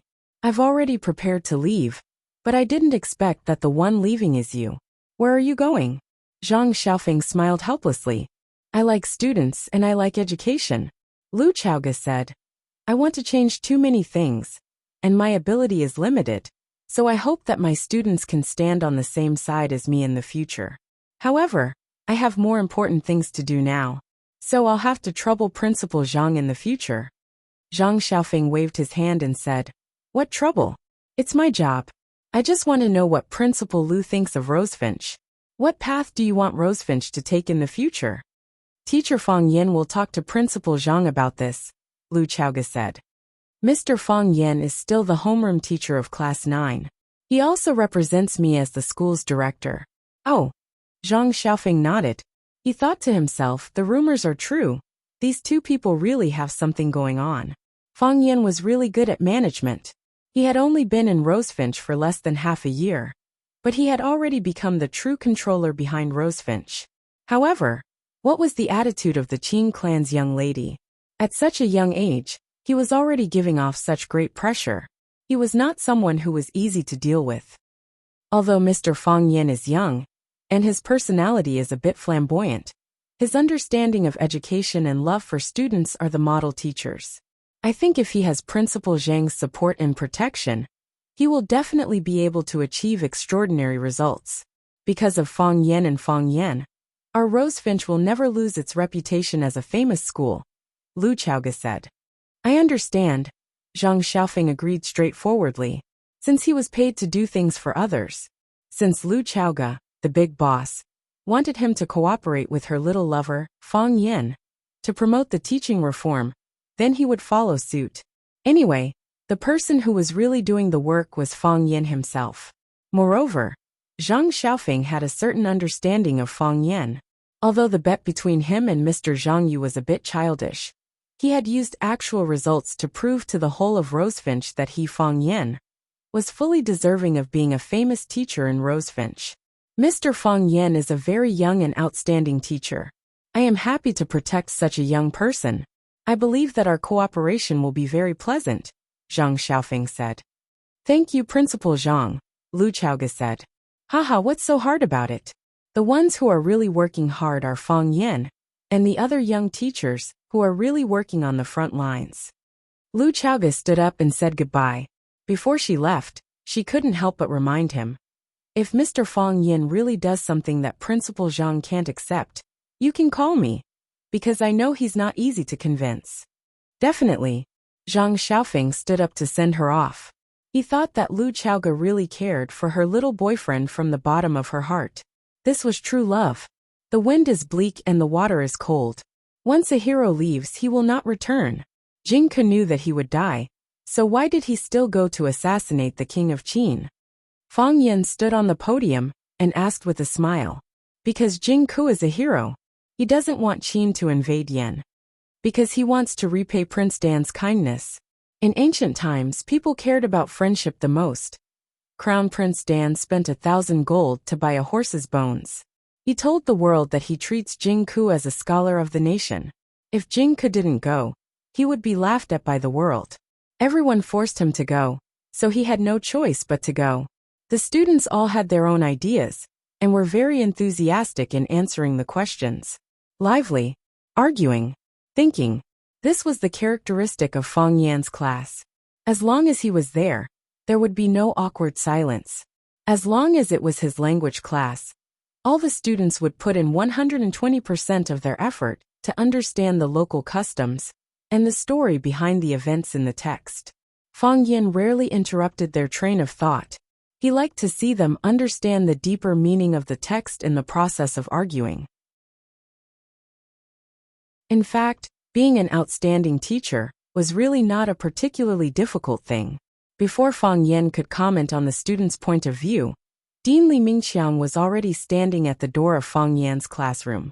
Fang Yan let the students continue to argue. He walked out of the classroom and asked Li Mingqiang, "Dean Li, are you looking for me?" "Haha, Mr. Fang, are you busy?" I can hear the students' voices in the classroom from afar. In my opinion, Mr. Fang's class is the most lively class in the whole of Rosefinch. Li Mingqiang said flatteringly. Ever since he changed schools and joined Lu Chaoga, he and Fang Yan had become grasshoppers in the same boat. This was Li Mingqiang's real thought at the beginning. He used to be Zheng Tiancheng's man, the school director, and lived a comfortable life. Later, his son was immature and fell out with director Zheng's son.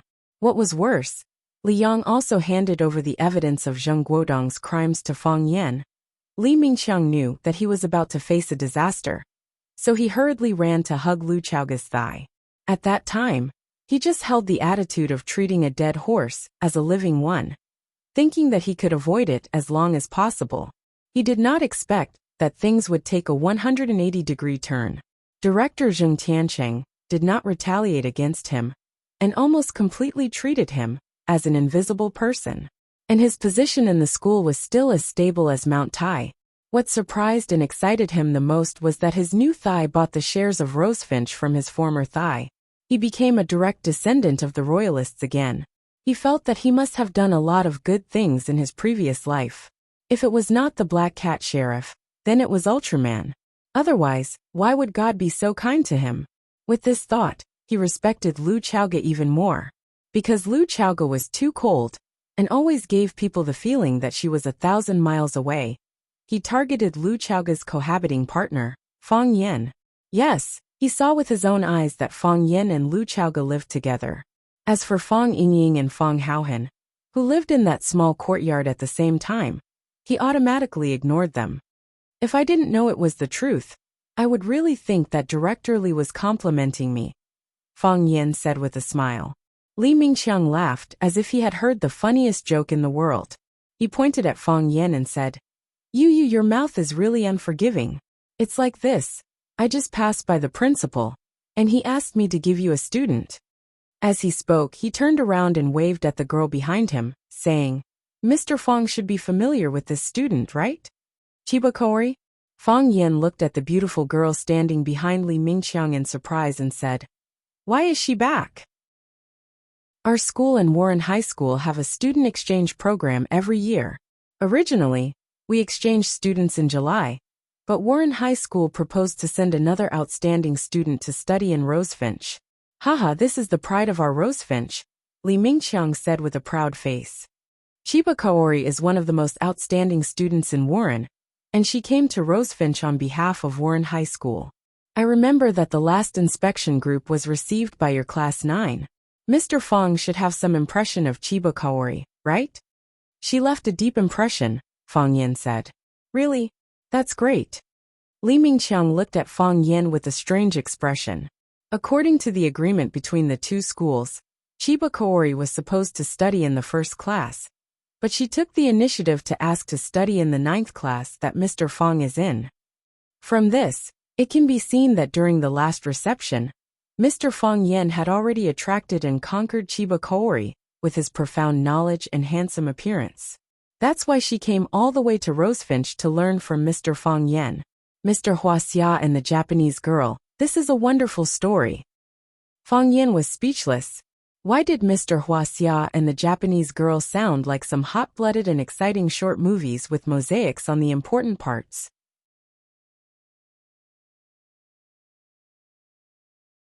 Chapter 192. After Li Mingqiang left, Fang Yan stood on the podium. He tapped the table with an eraser. After the students in Class 9 quieted down, Fang Yan smiled and said, "Let me introduce a new student to you. Chiba Kaori from Warren Senior High School." Seeing Fang Yan's gesture of invitation, Chiba Kaori walked in from outside the classroom. Since she had just officially enrolled today, she had yet to receive her rosefinch uniform. She was still wearing the casual clothes that she had brought with her. She was wearing a light gray long skirt, a white long-sleeved shirt, and a beige knitted coat. She wore blue canvas shoes, and the sleeves of her shirt were rolled up to her arms. Overall, she gave off a fresh and sweet vibe. With a gentle smile, she stood under the podium and bowed in front of the students. This was a common East Asian etiquette. I think everyone is familiar with Chiba Kaori, right? A while ago, she came to Rosefinch with the delegation from Warren Senior High School. The exquisite tea ceremony she displayed during the tea duel with Qin Yitian was amazing. In the end, she took the initiative to admit defeat to Qin Yitian, which showed us that she is an honest and open-minded girl. Fang Yan pretended to glance at Chiba Kaori casually and said, "Just now, Director Li mentioned that Chiba Kaori was supposed to study in Class 1. But because I'm in Class 9, she specially applied to the school, hoping that she could study in Class 9. To be honest, I feel honored, but I'm also a little scared. Why did Chiba Kaori choose my class? I'm sure it's not just because I'm handsome. More importantly, she thinks I'm a good teacher. She hopes to learn enough from me and understand the essence of Huaxia culture. The sea of books is endless and learning is endless. I'm excellent, but I'm not the best. I know a lot, but there's still a lot I don't know. So from today onward, I'm a teacher and a student. I want to learn and grow with you. I want you to have no regrets about your choices. I want you to be proud to have a teacher like me." Fang Yan applauded first and said, "Let's welcome Chiba Kaori with a warm round of applause." Pa pa pa. The applause was resounding. For the sake of welcoming Chiba Kaoru, and also for Fang Yan's touching confession, Fang Yan gestured for Chiba Kaori to stand on the podium and said in English, "Chiba Kaori, do you have anything to say to your classmates?" Fang Yan had been speaking in Huaxia language earlier, so Chiba Sun couldn't understand him. Now that Fang Yan was speaking in English, it was easy for her to understand. Her foundation in English was pretty good. She nodded and bowed to the students below the stage again. She looked gentle and cute as she said with a smile, "I'm Chiba Kaori. Nice to meet you all." "Hua la la." The students applauded again. "Chiba Kaori, we're honored to meet you as well." "Chiba Kaori, you're so beautiful." "Chiba Kaori, let me teach you the Huaxia language." "My Huaxia language has passed the 8th level." Chiba Kaori smiled sweetly and let her classmates joke around with her. She couldn't understand them anyway. When the classroom quieted down again, Chiba Kaori looked at Qin Yitian, who was sitting in the last row of the classroom, and said with a smile, "The reason why I came to Huaxia and Rosefinch again is because I lost to Qin Yitian in the tea contest. He's an expert in the tea ceremony that I lost to. During my days in Japan, I've been thinking about this question. How can there be such a girl in this world? I thought I must come here. I must come here. I want to be her opponent, but I also want to be her friend." She looked at Qin Yitian with a burning gaze and said, "Qin Yitian, I'm here.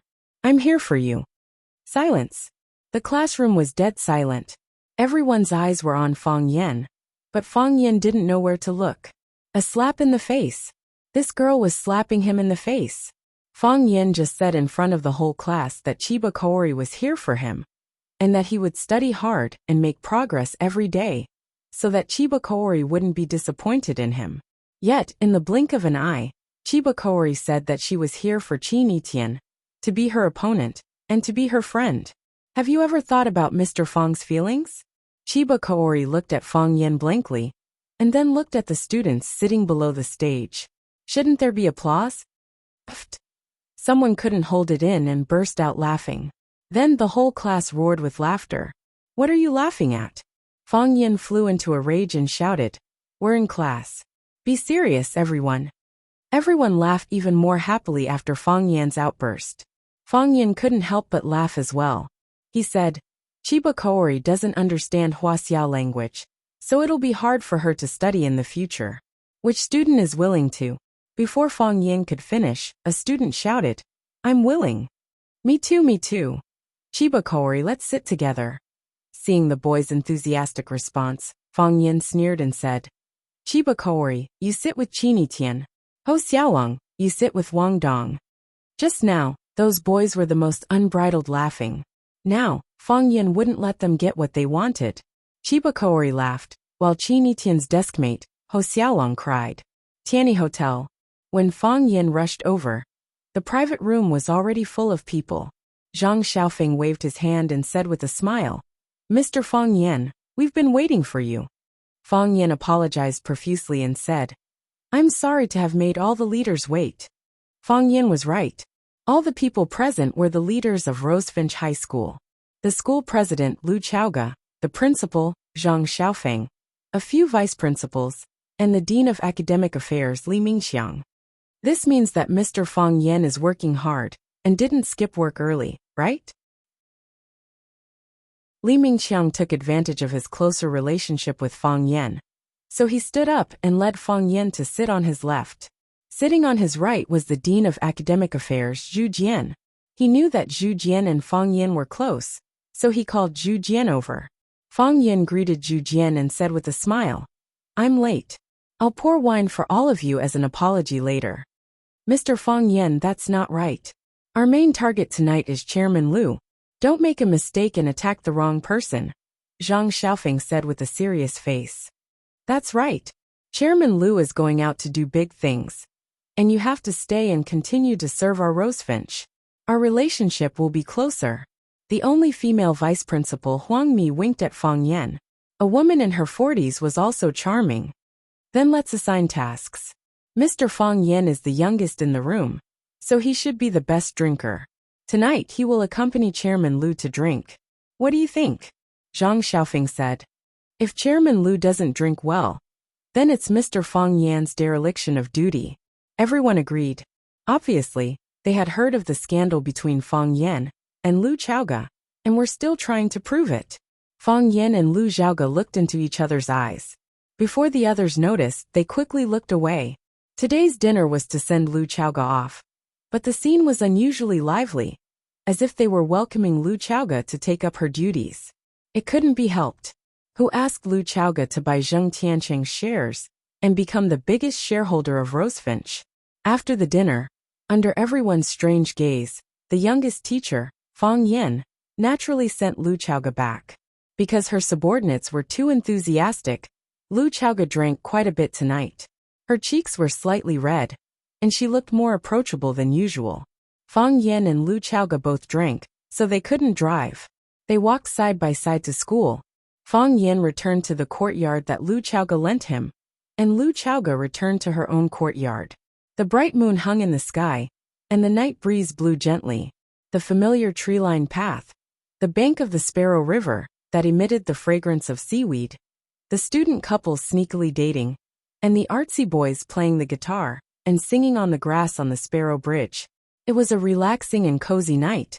Lu Chaoga pointed to a dark corner not far from the basketball court and said, That night, Jiang Zhulu sent me to the school gate. I thought that he was following me, so I created the illusion that we were close. I wanted him to misunderstand, to make him jealous, and to let him know that not everything is absolute. I'm not the woman he set his eyes on, and I'm not the Jiang family's puppet. Fang Yin looked at Lu Chaoga with a puzzled expression and said, You're talking about this now.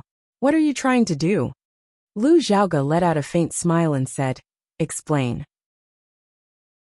I want you to understand even more clearly what a scheming woman I am.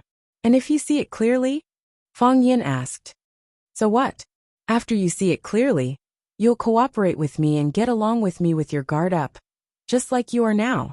You're still trying to lie to me? Fang Yin widened his eyes and asked with a vigilant expression. Lu Chaoga shook her head. I just want you to be on your guard at all times against me, and against other women like me. You're a good person, and good people should be rewarded. Fang Yin hated being praised as a good person the most. The new company's office space has already been selected. We've acquired a small energy company, and we're going to expand on its original foundation. This will save a lot of preparation time.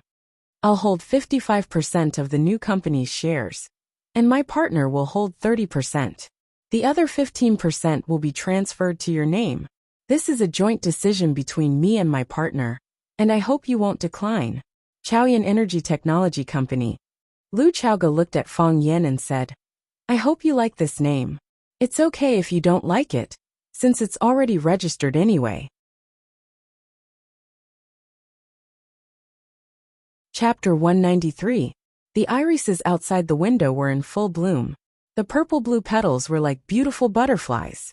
The wind blew, the petals rose and fell, and the butterflies spread their wings. This was a row of luxurious villas, which was also the Lu family's private sanatorium. The door of the sanatorium opened, and a black Bentley slowly drove in. A group of people stood at the door of the villa waiting. The man in the lead had thick eyebrows, big eyes, a wide mouth, thick lips, and a square face. His hair was combed back like an artist's, and he looked very dignified. He was the head of the Lu family, Luingnian. People called him the Butcher of Shanghai. The Lu family was an old aristocratic family in Huaqing. They had deep connections and many industries. They were one of the richest families in Huaqing. The Lu family had produced outstanding people. Generations of Lu family members worked hard, which was why they had their current prestige. The Bentley had just stopped at the door of the villa. Luingnian's brother, Lu Qingtian, had already stepped forward and helped Luingnian open the back seat of the Bentley. Luingnian glanced at his brother, Lu Qingtian, and nodded slightly without saying anything. In the back seat of the Bentley sat an unremarkable man. He got out of the car and said with a smile, I'm here to see Lu Shu. Uncle Lu, you're treating me like an outsider by making such a big scene. Luingnian reached out and shook the man's hand. He said with a smile, Usually, I can't even wait for you to come. Now that I'm here, I have to treat you to a meal and a cup of tea. Since Uncle Lu says so, I'll stay in Huaqing and not leave, the man said with a smile. That's great. I'll host banquets every day. We won't go home until we're drunk, Luingnian said heroically. Jiang Junling nodded with a smile and asked, Is Lu Shu okay? Yes, Luingnian said with a smile, but his eyes were filled with murderous intent. He won't die. I'll go in and see, Jiang Junling said. In a spacious and luxurious room, the General Ling saw the willow tree that was rumored to be dead or dead. Lu Shu's entire head was wrapped in gauze. Only his eyes, mouth, and nose had small holes. His upper body was bare, and his sturdy chest muscles were also full of scars, and were covered in white gauze of various sizes. There were also a few places with serious injuries that were wrapped in large pieces of gauze. From the outside, one could still see the reddish-brown blood that had already seeped out. What was even more shocking was that his hands and feet were all wrapped in a special steel instrument. The instrument was lit with a yellow light, emitting a warm halo. It gave people the feeling of an incomplete Iron Man. Hearing the sound of the door being pushed open, the willow tree opened its eyes. Seeing Jiang Junling coming in, Lu Shu smiled. Yes, from his eyes and the change in the corners of his mouth, it was clear that he was smiling. He didn't have the demeanor and despair of a seriously injured person. Instead, he had an abnormal liveliness and cheerfulness. I don't want to see anyone right now, said the willow tree. They understood how I was feeling at the moment, so they helped me reject a lot of visitors. But now that you're here, it must be very difficult for them, right? Jiang Junling walked over and reached out to knock on the steel box on Lu Shu's leg. He asked, Are you going to become Superman to save the world? Lu Shu smiled again and said, If I were Superman, I would definitely destroy the world. How unfortunate. Jiang Junling smiled. I live in the same world as you. These iron boxes were shipped from Germany. It is said that they have a magical healing effect on my recovery. Oh, I forgot to tell you, my leg and hand bones are all broken. It is impossible to fully recover. Fortunately, I am Lu Shu, and it happens that the Lu family is not short of money. Now, for the sake of the money, let's see how much they can help me recover. What about your face? Asked Jiang Junling. When you just came in, I was worried that you would ask this question. Lu Shu said, Since I woke up, I haven't looked in the mirror until now.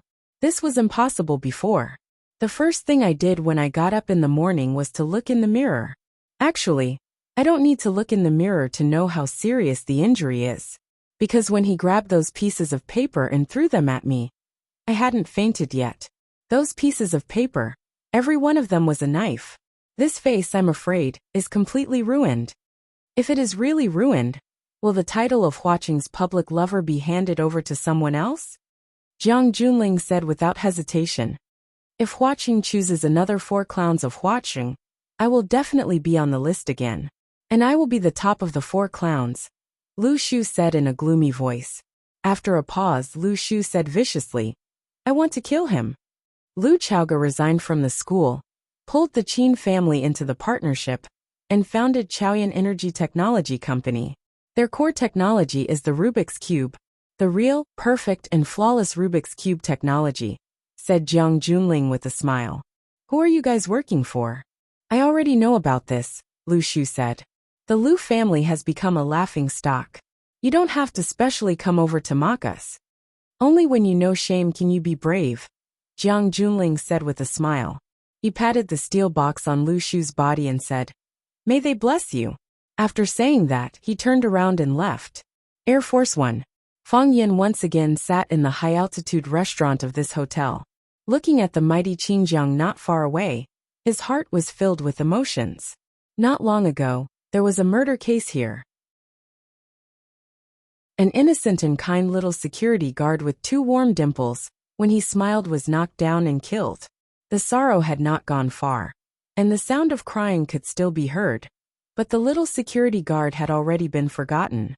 His body was cremated, and his blood was washed away. Other than the throbbing pain in the chest of his loved ones, too much evidence of his existence in this world had been erased. May he rest in peace.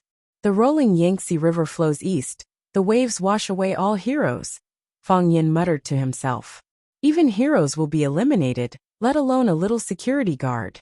Mr. Fang, what are you lamenting about? After Zhu Jian ordered, he walked to Fang Yan's side and stood still. Looking at the night view of Huaqing outside the window, he said, Looking at the prices on the menu, I feel that the prices are really not worth it. But standing in front of the floor-to-ceiling window, and looking at the whole of Huaqing under your eyes, I feel a sense of heroism like a serf who has turned over a new leaf. I also feel that there's a reason why the restaurant is expensive. Fang Yin turned around and said to Zhu Jian in a reproachful tone, We're not strangers. You don't know me. Do you think I don't know you? There are at least 80, if not 100, restaurants in front of the school gate. Ordering a hot pot and a few bottles of beer, chatting while eating, isn't that more comfortable than drinking tasteless foreign wine and eating these uncooked steaks and greasy foie gras here? Zhu Jian's eyes widened and said, You've eaten here before? I've eaten once, Fang Yin said. Zhu Jian looked embarrassed and said with some embarrassment, I didn't order the foreign wine, steak, and foie gras you mentioned. It's too expensive. Fang Yin waved his hand indifferently and said, It doesn't matter what you eat. It's very important who you eat with. Mr. Fang's words are reasonable, Zhu Jian said with great emotion. It's important who you eat with. Mr. Fang, you can't understand how I feel. When I was expelled from the school, everyone saw me as a snake or scorpion. Even my wife had a deep misunderstanding of me and brought the child back to her parents' home. I wanted to see the child, but I didn't even have a chance. Your own parents, wife, and child all despise you.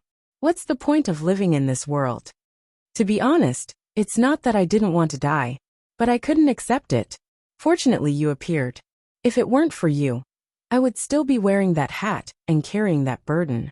I wouldn't be able to eat well, and I would wake up from my dreams time and time again. Now the bitterness is over and the sweetness is beginning. I want to repay you, but I don't know how. I've been thinking that I should treat you to a meal. Have a good meal. Find the best and most expensive restaurant in Huaqing for a meal. This Air Force One is too difficult to book. I asked Director Li for help, and only then did I get a table in a bad position. The private room is ridiculously expensive, and we don't even have a chance to use it. Although he was mentally prepared, his hands still trembled when he saw the price of the dishes on the menu. Mr. Fong, people are still divided by class. I didn't believe it before. And I didn't want to believe it. Now I believe it. Fong Yin smiled and said, I don't care if there's a hierarchy or not. Anyway, I prefer the small hot pot and 20 yuan draft beer at the school gate. That's life. I like it too, Zhu Jian said loudly. That's life. We can go there every day and drink every day. But this Air Force One, I might only come here once in my life. It's to invite you, Mr. Fong. Just think of it as a luxurious enjoyment. The two of them arrived early, and there weren't too many customers in the restaurant. Hearing Zhu Jian's words, some people had a pensive look on their faces, but more people showed disdain. Fong Yen felt that Zhu Jian was honest and frank, and had the righteousness and decadence of a scholar. This wasn't a bad thing. Zhu Jian ordered a bottle of Wuliangya. This kind of domestic liquor was expensive, but compared to foreign liquor that cost tens of thousands, it was still affordable. The dishes were served, and the two chatted happily while eating. Fong Yin inadvertently raised his head and saw an acquaintance walking in. Fong Yin had no intention of standing up to greet him. He had his own friends, and others had their own lives. Why bother others? He didn't expect that his friend would encounter some difficulties. Fong Yin put down the cup in his hand and said to Zhu Jian, You drink first, I'll go greet my friend. You have friends here? Zhu Jian asked in surprise. As soon as he finished speaking, Fong Yin had already left. Chapter 194. Summer walked to the left, and the huge body walked to the left. Summer walked to the right, and the huge body walked to the right. Summer walked to the left again, and the huge body moved over again. Anyone could see that someone was deliberately looking for trouble. Summer raised her head angrily and said, Lanshan Valley, do you think this is interesting? Interesting, the tall man said. Get out of the way. No way. Lanshan Valley, I have something very important to do. Don't get in my way. For me, what I'm doing now is the most important thing. Lanshan Valley. Summer suppressed her anger and scolded. A faint red flush appeared on her tender white neck, and her bright eyes were filled with helpless anger. She was wearing a black silk evening gown, and the smooth and moist satin outlined her enchanting and sexy figure. She was covered with a small white shawl, which covered her beautiful collarbone and snow-white breasts that her slender suspenders could not cover. It was faintly discernible, attracting people's wild thoughts. Whether it was the Heavenly King superstar or the girl next door, every woman was a seductive demon. They may not know Chinese, mathematics, Murphy's Law, or this year's newly elected Mr. Football. However, they must know how to present their bodies and show their most attractive side in front of men. The simple bright silver high heels wrapped around her white and flawless feet, and her toes were dyed a deep and mysterious black. Noble, gorgeous. There was also a kind of mellow beauty that was extremely rare on a star. Miss Summer, are you calling my name? Lanshan Valley crossed his arms and asked with a smile. I say, isn't it inappropriate to pursue a girl like this? Fong Yin stood behind Xiaji and looked at the man who was like a small mountain in front of them. He said, Although I don't have much experience in this area, I think as long as you buy her a villa, a sports car, a diamond jewelry, beautiful clothes, and a designer bag, as long as you are willing to do so, I think the girl will be willing to go with you, or don't mind you standing in front of her. Xiaji turned around and saw Fong Yen. She cried out in surprise, Fong Yen, it's you? Why are you here? Fong Yen forced a smile and said, If I knew you were here, I definitely wouldn't be here today. Xia Tianran smiled sweetly and said, It's really sad to hear you say that. Are you that unwilling to see me? I just think it's too troublesome to interact with beautiful women, Fong Yen said. If you were my girlfriend, it would be natural for me to help you solve your problems. You can't be my girlfriend, right? Why should I waste my time and energy getting involved in unnecessary trouble? When you hold the hand of a tall, rich, and handsome man, and marry into a rich family, people who don't know will point at the back of your head and say, Look, that poor spare tire. It's not worth it. Xiaji smiled even more happily, feeling that the man in front of him was too interesting. She had a deep impression of him the last time they met, And this time she was even more attracted by his frank and direct way of speaking. She teased, "Then shall we date? I don't want you to buy me a villa, a sports car, a diamond jewel, and designer clothes. I can buy you a villa, a sports car, a diamond jewel, and designer clothes." Fang Yan hurriedly waved his hand and said, "You'd better go and harm others. I don't think I'm worthy of you." "Fang Yan, you're really annoying." Xiaji laughed so hard that she couldn't breathe. "This is the first time I've confessed to a man, and I was rejected. You're a big star, and you're so beautiful. I'm definitely not at ease if you run around all day long. If you do a kissing scene with someone or something like that, then wouldn't I collapse?" Fang Yan said seriously, "My little heart can't stand this stimulation. We're really not suitable for each other." Okay. Then I won't force you to date me." Xiaji magnanimously said. "It's always okay to be friends, right? Aren't we already friends?" Fang Yan said. "But friends are also divided into levels. You can only be my ordinary friend now." Xiaji felt that she really had no status in front of Fang Yan. He was a big star. Why didn't he care about it at all? Lan Shanggu looked at Fang Yan, who was laughing and chatting and completely ignoring his existence, and said, "It looks like I'm redundant standing here." Xiaji waved his hand and said, "You leave first." Fang Yan glanced at Lan Shanggu and said, "You go buy a house and a car first. Be patient, good food is not afraid of late." Lan Shanggu sneered and said, "What? You're going to send me away just like that? Even if you want to put on a show of a hero saving a beauty, you have to first get rid of me, this eyesore of a villain." "All right. Lan Shanggu, stop messing around." Xiaji said helplessly. She pointed to the Lan Valley and said, "This is where I came from. We grew up in a courtyard. He often bullied me." Lan Shanggu laughed out loud. His rough face actually revealed a child's innocent smile. He said proudly, "Little Tian, we meet again." "We meet again. So what?" Xiaji said with dissatisfaction. "You came to Flower City, but you didn't even greet me. Is that right? If Uncle and Auntie knew that I didn't even treat you to a meal when you came to Flower City, wouldn't they call me and scold me? You deserve it." Xiaji said without the slightest bit of sympathy. Xia then pointed at Fang Yan and said, "Fang Yan, the school's language teacher." "Fang Yan, teacher." Lan Shanggu's eyes instantly turned sharp as he said, "Rosefinch Secondary's teacher Fang Yan? You know me?" Fang Yan asked. Lan Shanggu smiled and said, "There aren't many people in Flower City who don't know you now, right?" Seeing the vigilance in Fang Yan's eyes, Lan Shanggu laughed even more boldly and said, "You don't have to stare at me like that. I didn't investigate you. What happened between you and Lu Chaoga, as well as the Jiang and Lu families, has already spread throughout Flower City. The Jiang and Lu families were set up by you guys, and now they are busy killing each other. You and Lu Chaoga took a large sum of money and the real Rubik's Cube technology and ran off to set up a new company. How could we not have any news of such a big commotion this time? To be honest, I really admire you. You have to know, not everyone can take advantage of the business world's butcher and that old fox King Long Tan.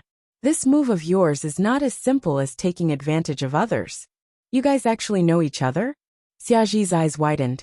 Then, she turned to look at Fang Yan and said, "Aren't you a teacher at school? It looks like you're very famous." Fang Yan stared sharply at the mountain valley and said, "He knows me. I'm not very familiar with him. My nickname is Small. I really don't need you to worry about me." Lan Shanggu chuckled and said, "Besides, I'm also afraid of being remembered by you. Look at my appearance. It's obvious that I'm a simple character with well-developed limbs. If you set me up, who am I going to reason with?" Xiaji looked at Fang Yan and said, "Don't listen to his nonsense. He's Lan Shanggu. You might not be familiar with this name, but among the 4 prodigies of Huaqing, which one of them is simple? He's one of the 4 prodigies of Huaqing. He seems to be quite famous in Huaqing." Don't. Lan Shanggu waved his hand and said, "I say, Xiaji, don't put me together with those guys. I can't afford to lose that person. You don't know, do you? The person standing in front of you right now is much more famous than the 4 young masters of Huaqing. At the very least, he has already lost 2 young masters in his hands. Do you know what nickname he has? What nickname? Flower breaker, young master. Lan Shanggu said. Aren't we some four prodigies? He broke the flowers one by one. Didn't he become the flower breaker, young master? What happened? Xiaji looked at Lan Shanggu in confusion. Although she had a deep background, and an extraordinary background, most of her thoughts were on singing and acting. She was so busy that she didn't even have time to take a nap. How could she have the time and energy to pay attention to the movements of these young masters and watching? Lan Shanggu smiled but didn't answer. He said, if you're interested, you can listen to Mr. Fang's story. He's the person involved and also the teacher. He'll definitely be more hot-blooded than me. Xiaji looked at Fang Yan. Fang Yan smiled helplessly and said, actually, there's nothing much to say. It's the story of an ordinary citizen resisting the demolition bully. You must be tired of reading this kind of news in the newspapers. Lan Shanggu gave a thumbs up to Fang Yan and said, now that you mention it, it really is the case. If Jiang Zhulu and Lu Shu, these two arrogant guys, knew that you described them as evil tyrants, I'm afraid they would spit out a few more liters of blood. Fang Yan glanced at Xia Kiki and said, since you are friends, then I misunderstood. I still have friends here, so I won't disturb you. With that, Fang Yan turned around to leave. Teacher Fang Yan. Wait a minute. Xiaji anxiously shouted. What's the matter? Fang Yan stopped and asked. Xia looked at Lan Valley and said, you have friends here too, right? Yes. Lan Shanggu nodded. When have I, Langa Valley, ever paid for my meals outside? Then go and accompany your friends. Xia said. Don't let others wait too long. It's impolite. She turned around and pulled Fang Yan, saying, Fang Yan, you appeared at the right time. Come do me a favor. What? Fang Yan asked. Fight against counterfeits. Xia Kiki smiled slyly and said, fight against counterfeits? Lan Shanggu looked at the backs of the two of them as they left, a gloomy expression appearing on his face. Very quickly, he returned to his harmless big guy appearance and shouted, hey, you two are going to send me away just like that. Chapter 195. Fang Yan was good at beating people up and being beaten up, but this was the first time he had done something like this. He was dragged into the private room by Xiaji. Along the way, all the waiters who saw them bowed to greet them. Surprisingly, no one took out their phone to take a picture or pounced on him to ask for an autograph. If Zhu Jian saw this, he would probably praise number one in the air for being worth the money. The waiter helped to push open the thick door of the private room, and a man's loud voice floated out. The Chen family's fists, the Tan family's legs, and the other kung fu all rely on the mouth. Why do you say that? Because most of the other kung fu is packaged by bragging and has no practical value. Look at the martial arts masters of our Huaxia country. Each one is more powerful than the other, and each one is more famous than the other. But what is the actual situation? As soon as we fight with foreigners, we get beaten up like a fried bean curd. Especially the few times we fought with the Thai boxers, we actually didn't win even once. We were beaten so badly by them that we felt ashamed to say it out loud. Although Huaxia martial arts as a whole gives people the feeling that the sun is setting in the west, there is also a group of hot-blooded people who are working hard to correct its name. Do you know which master my master learned martial arts from? State Preceptor Li Zonghao. Who is Li Zonghao? What kind of people are his disciples? Hee, that's the Imperial Guards, the elites of the elites who serve the country's leader, and also the Dragon Protection Branch. That Chen Zhengfeng from the Chen family and Tan Qinglin, from the Tan family, aren't even worthy of carrying shoes for State Preceptor Li. The man's voice stopped abruptly because he saw Xia and Fang Yan walking into the private room. Feng Yuanqing saw Xia and quickly got up to greet him. Xia, why are you here? Xia was referring to Xia, and the sentence, why are you here, was obviously directed at Fang Yan. He didn't expect that Xia would bring his old enemy Fang Yan along. Last time at the hotel on Xixia Mountain, he was forced to apologize by Fang Yan's students. This made him lose all face, and he felt deeply ashamed. This time, when they met again, he naturally wouldn't give Fang Yan any face to see. Long distance, When I came in, I met Fang Yan, so I asked him to come in with me. Xia explained with a gentle smile. Although his attitude was amiable, his tone was unquestionable. Since I've already brought him in, I won't let him out so easily. You called me to introduce a Guoshu expert to me. Are you referring to these two here? Feng Yuanqing glared fiercely at Fang Yan, and when he looked at Xia, his smile had already become gentle and affectionate. He pointed to the middle-aged man sitting on the sofa and said, "This is Tai Chi Master Lu Xueru, the head of the Qingyang Martial Arts School in Yinjing, and the vice president of the Yinjing Martial Arts Association. Last month, Huaxia television station did a documentary called Tai Chi World, which told the story of Teacher Lu. Teacher Lu has students all over the world, and is one of the top experts in the country." Lu Xueru had a thin long beard, a dignified appearance and bright eyes. He was dressed in a black tang suit, which made him look extraordinary. In his hand, he was holding 19 pieces of gold-threaded Namu prayer beads. He was slowly spinning them in his palm, carefully playing with them. When everyone looked at him, he did not get up. He only smiled faintly at Xia. He had the demeanor of a man who was far away from the world. Feng Yuanqing pointed to the eloquent young man and said, "This is Master Lu's disciple Wang Hongying. He won the 3rd place in the national Tai Chi competition with serious injuries. He is amazing." Wang Hongying was short and thin, with triangular eyes and few eyebrows. He looked like a yellow-skinned monkey. He was wearing a white tang suit, but he deliberately pretended to be an elegant gentleman, which seemed a little out of place. When Wang Hongying saw the big star Xia, he quickly walked up and stretched out his hands to shake hands with Xia.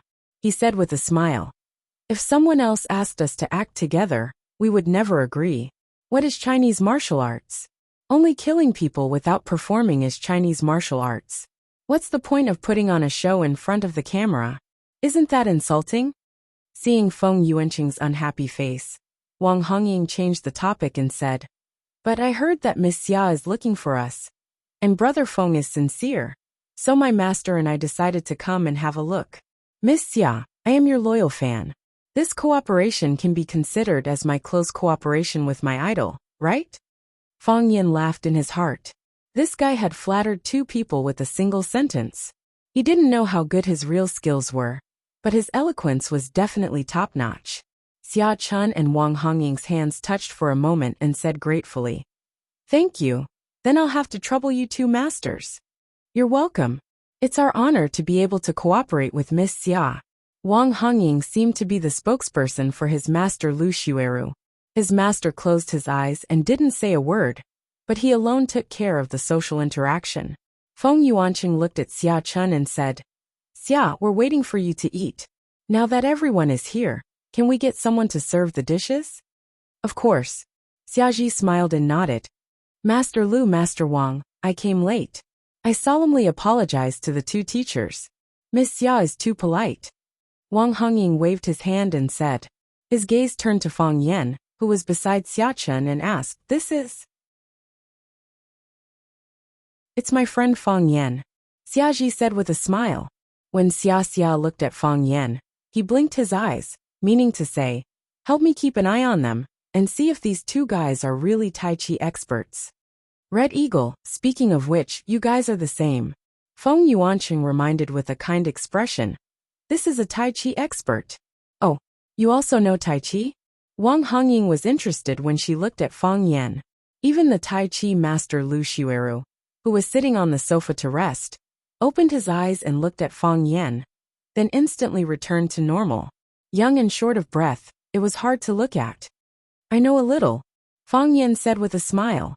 He now understood why Xia Chen said that she wanted to bring him here to fight against counterfeits. It felt like there were 2 Tai Chi masters waiting to work with her. The last time they met, Xia Chen had indicated that she wanted to add elements of Huaxia style to her new album. When she saw Fang Yan's Tai Chi performance at the peak of Zhangxia Mountain, she was shocked and wholeheartedly wanted to cooperate with Fang Yan. Unexpectedly, after being rejected several times by Fang Yan, Xia Chen had no choice but to find another expert. Feng Yuanqing understood Xia Chen's thoughts, So he asked around and found Lu Xueru and Wang Hongying to recommend them to Xia Chen.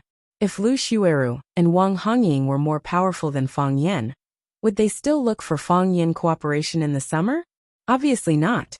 This was also the reason why Feng Yuancheng had called Xia Chen several times to invite her to the banquet, because he knew what was on Xia Chen's mind the most right now. Wang Hongying was overjoyed and said, "That's good. Come, let's push each other. The dishes haven't arrived yet, so let's warm up first." Xia Chen refused and said, "Let's eat first. The dishes are coming up." The reason she invited Fang Yan to help her fight against counterfeits was only because she subconsciously felt that Fang Yan was an expert.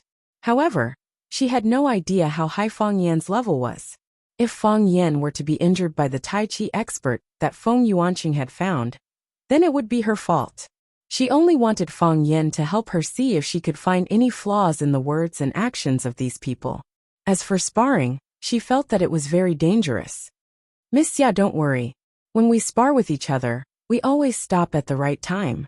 It won't hurt anyone," Wang Hongying explained to Xia Chen. Fang Yan also waved his hand and said, "Forget it." "What is it? Brother, you're not giving me face?" Wang Hongying was unhappy. Scholars make friends through poetry, and we martial artists naturally make friends through martial arts. Only by sparring with each other and advancing together can we improve day by day. What kind of future can we have if we are stuck in a rut and don't seek to make progress? It's not that I don't want to give you face. I'm just a teacher. What do I need such brilliant martial arts for?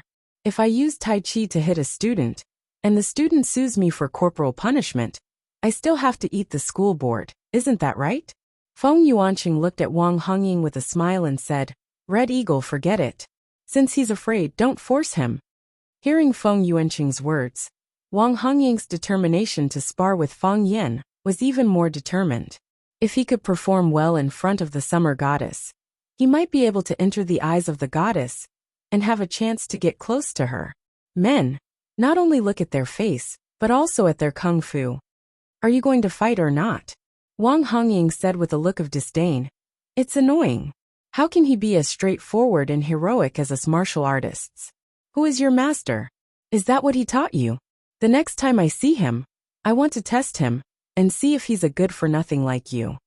Wang Hongying looked at Xia Chen apologetically and said, "Miss Xia, please don't mind, we martial artists are like this. We have a fiery temper." Fang Yan was amused by the kid's performance and said, "Who is my master? With your cultivation, you definitely won't have the chance to see him. I have to say, you're very lucky." He squatted down slightly and stretched out a hand. He waved at Wang Hongying and said, "Since you strongly request it, then I'll accompany you to push your hands." Wang Hongying's face flushed with excitement and said, "That's right. A man should have some guts." He gave Feng Yuanqing a look that said, "Don't worry, I'll teach this kid a good lesson." He strode in front of Fang Yan and said, "Kid, learn a little. I'm not someone who will push hands with others so easily." Fang Yan thought for a moment and said helplessly, "You always steal other people's lines like this. Do you know that you make others speechless?" "What?" Wang Hongying put her hand on Fang Yan's wrist and looked at him in confusion.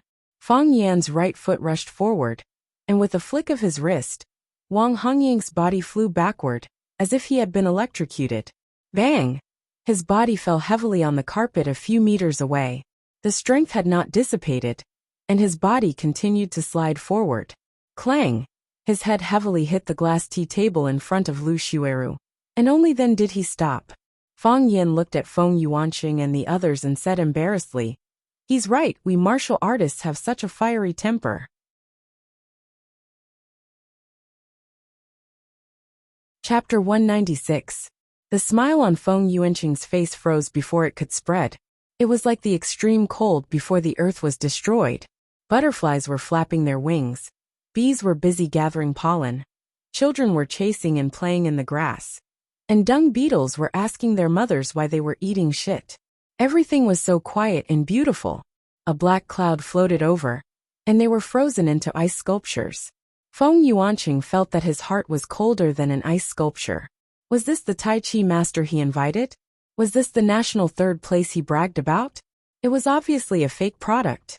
If Wang Hongying was not the person he found, Feng Yuanqing would definitely suspect that this guy was paid by Feng Yan to cooperate with him. It was too fake. You flew so far away when I touched you. Do you think this is a martial arts film? We are too embarrassed to write a script like this when we are filming. Xiaji's mouth was slightly open, and her pupils were swollen. She could not believe the scene in front of her. She wanted to say stop there. She wanted to say don't hurt people. She also wanted to say the battle was over before she could say anything. Was this Tai Chi? Wasn't it too simple? Was this Tai Chi? Wasn't it too domineering? Lu Xueru's eyes opened in an instant. His long beard was flying and his thick eyebrows were imposing without anger. His eyes were like sharp blades that cut Feng Yan's face again and again. Inch force? Lu Xueru asked in a deep voice. You can say that, Feng Yan said. But we all call it thunder. Thunder not only used strength, but also controlled the momentum. Just now, when Feng Yan sent Wang Hongying flying, he first used thunder, and then used his inner force to beat him to the point that he could not fight back. Feng Yan did not explain. He knew that Lu Xueru did not understand. Lu Xueru stood up and walked straight to Feng Yan. He did not care about his disciple Wang Hongying's life, and did not look at him from beginning to end. It was as if he had become a dead man. Heartless. This was Feng Yan's evaluation of Lu Xueru. This kind of person was very dangerous. Because of their cold temperament, they were easy to get into a dead end when practicing martial arts. Without being able to establish a sect, it would be difficult for one to become a great master. However, this kind of person was extremely talented.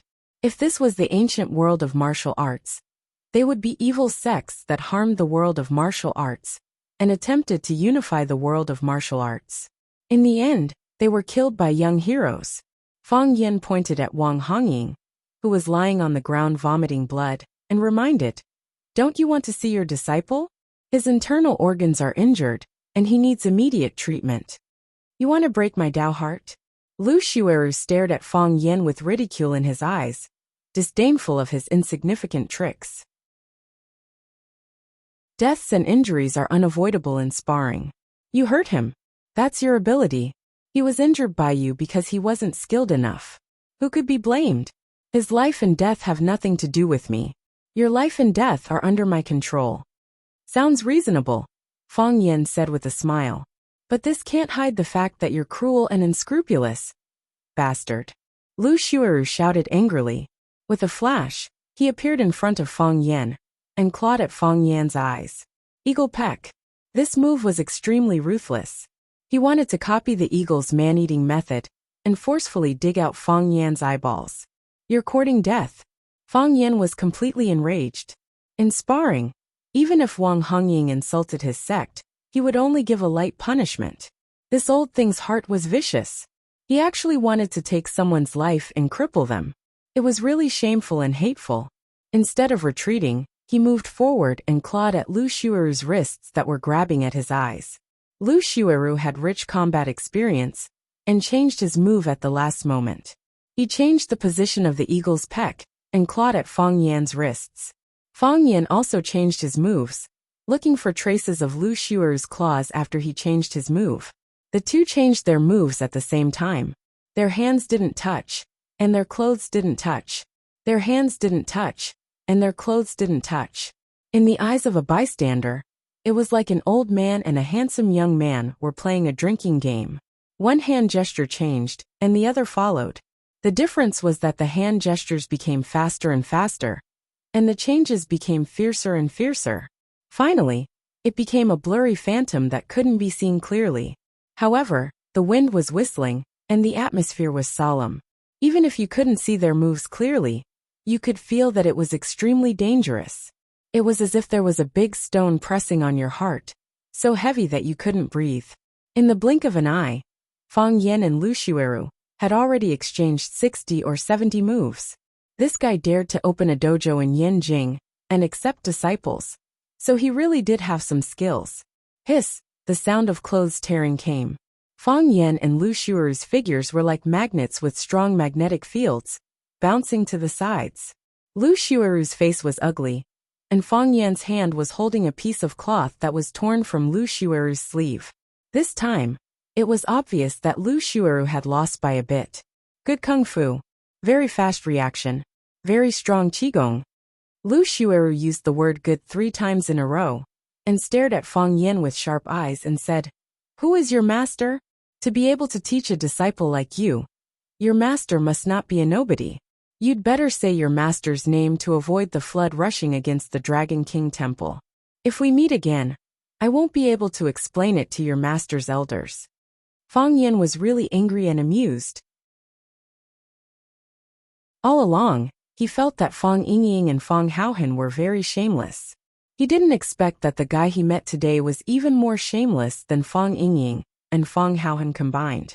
I have seen a lot of TV movies, and I have summed up a few conclusions to share with you.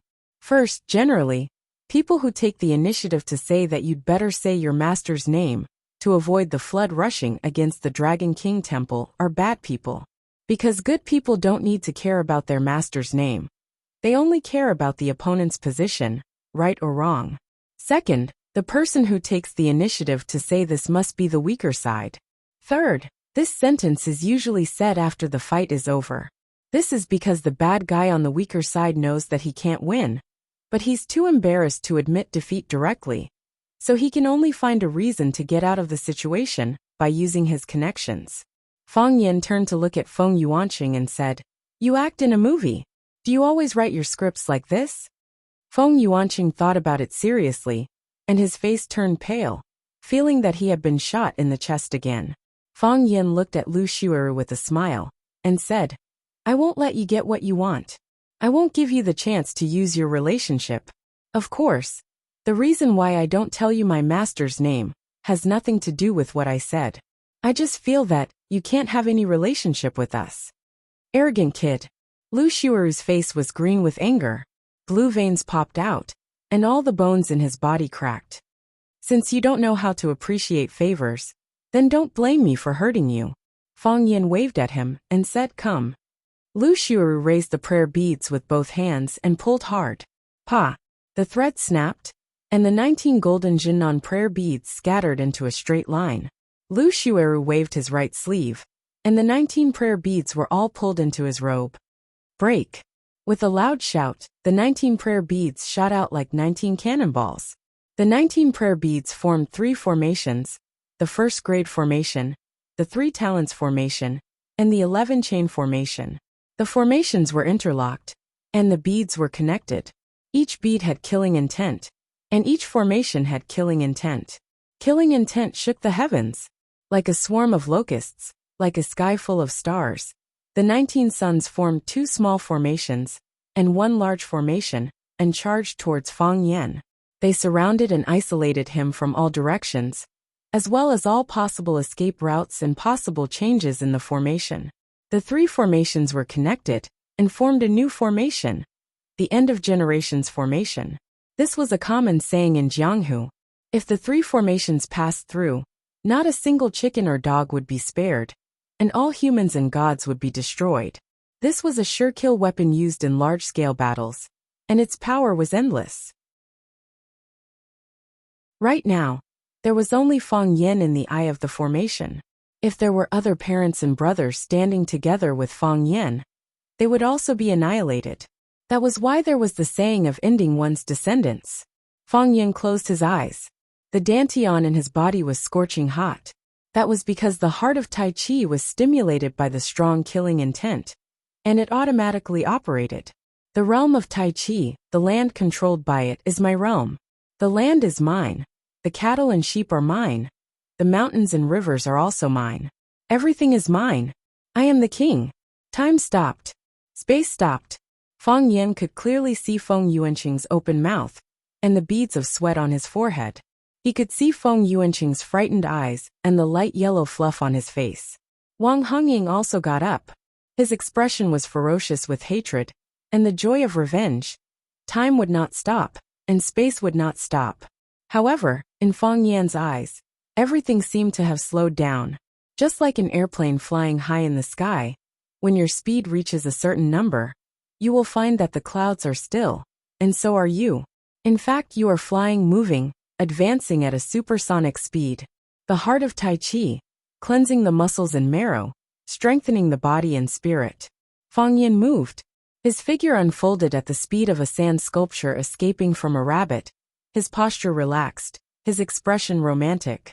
The first grade formation took the lead and attacked first. He stretched out his right hand and grasped the first grade formation I prayer bead, holding it in the palm of his hand. The formation was broken. The three talent formation arrived in the blink of an eye. Fang Yin stretched out his hand again and grasped the prayer bead in the eye of the formation. It was as easy as picking a peach in the garden. The formation was broken. The 11-child chain formation surrounded Fang Yin. They formed a trident and fiercely stabbed towards Fang Yan's chest. Fang Yin took out the 3 prayer beads in the eye of the formation and rearranged them. Then he stuffed all the prayer beads he had picked from the grade 1 formation, 3 talents formation, into the transformed 11-child interlocking formation. Fang Yan's body moved like a ghost through the formation, his hands dancing up and down as fast as lightning. Crack! With a crisp sound, the 19 prayer beads formed a spear in Fang Yan's hand. The spearhead was like the head of a snake swaying, looking left and right as if looking for prey. Fang Yin pushed hard with both hands. The spear distorted space, cut through the air, and shot back at an unpredictable speed. Lu Xiu'er was terrified and turned to escape. Crack! The prayer bead spear passed through Lu Xiu'er's body and nailed to the wall of the private room with a bang. Chapter 197. Crack. Until this time, the bead at the end of the prayer bead's spear fell to the ground. Crack. Another one. Pa pa pa pa. The other beads also fell to the ground. After the bead in front fell to the ground, the bead behind followed.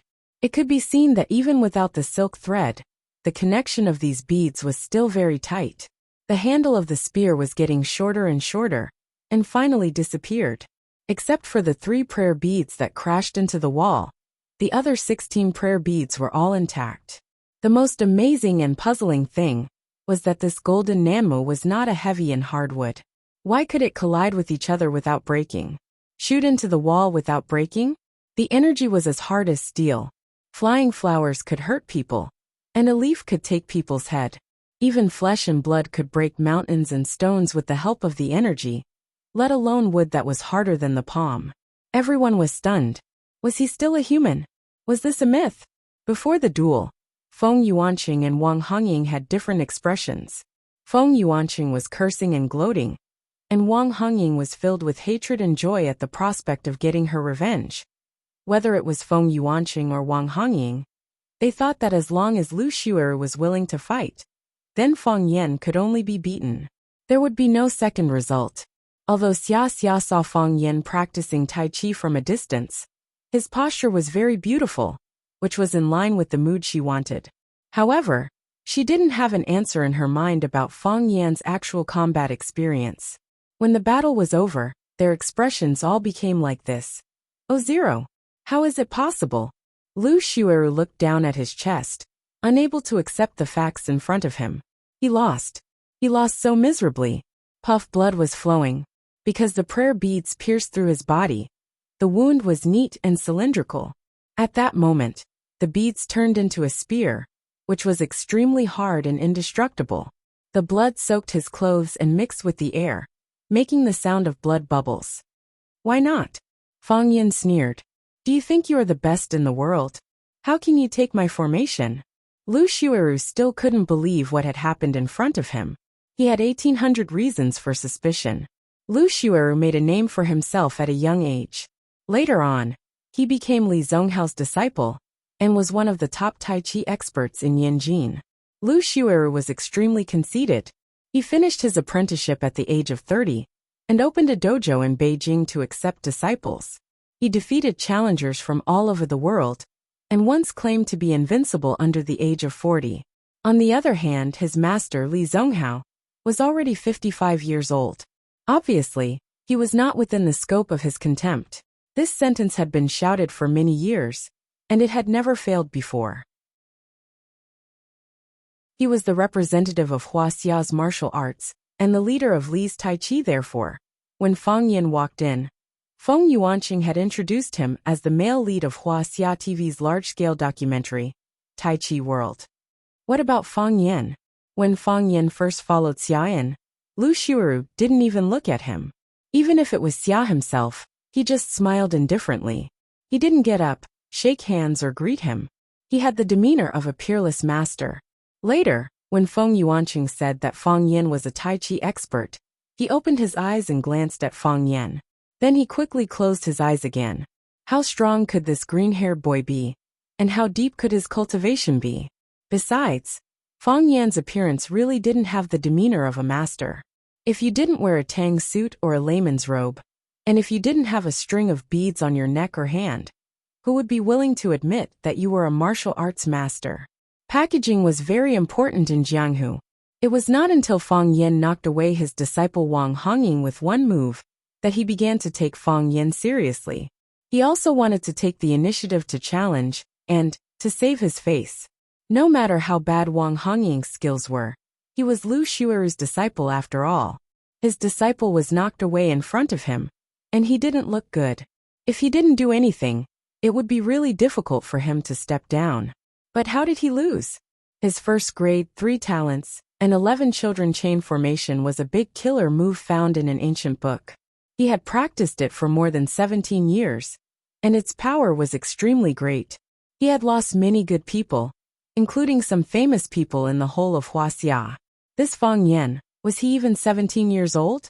Tai Chi to control the force, lightning to break the formation. Fang Yin said with a smile, when a person's internal energy is deep and his momentum is great, a stare at you is lightning, a roar is lightning, a punch is also lightning. Fang Yin waved his hand disinterestedly and said, "There's no point in talking to you about this. Even if I said it, you wouldn't understand. A scum like you who has evil thoughts, who easily breaks people's bones and takes their lives, is really harmful to nature and goes against the harmony of heaven. Even if you spend your whole life, you still won't be able to achieve the great Tao." You. Lu Xiuru was furious. With a poochie sound, he spat out a mouthful of blood. Feng Yuanqing couldn't dodge in time, and was drenched by this rain of blood. He stood there awkwardly, his mouth slightly open, but he couldn't say a word. Although Lu Xiuru was defeated by Fang Yin, if those pearls were flying towards him, there would be as many holes on his body as there were pearls, right? Such a dangerous person, he really couldn't afford to offend. Fall. Fang Yin said. Lu Xiuru stood there without moving. He felt that he could still hold on for a while. At least, he couldn't fall in front of this nameless junior. You standing there makes me lose face. People who don't know would think that the two of us are cooperating to perform magic. Anger appeared on Lu Xiuru's face again, but the anger quickly turned into an expression of pain. Because when he was angry, it affected the wound on his chest. Once the wound moved, the pain pierced his heart. That forcefully held breath of qi broke just like that. Bastard. Lu Xiuru knew that he was tricked again. Plop. Lu Xiuru cooperated and knelt on the ground. Then his body slowly slid to the carpet. Master. Wang Hongying climbed up from the ground and quickly ran in the direction of Lu Xiuru. Master, how are you? Master, are you okay? Master. Fang Yin sighed softly.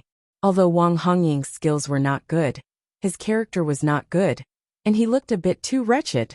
But he was still a very good disciple. At least, he regarded his master as his master.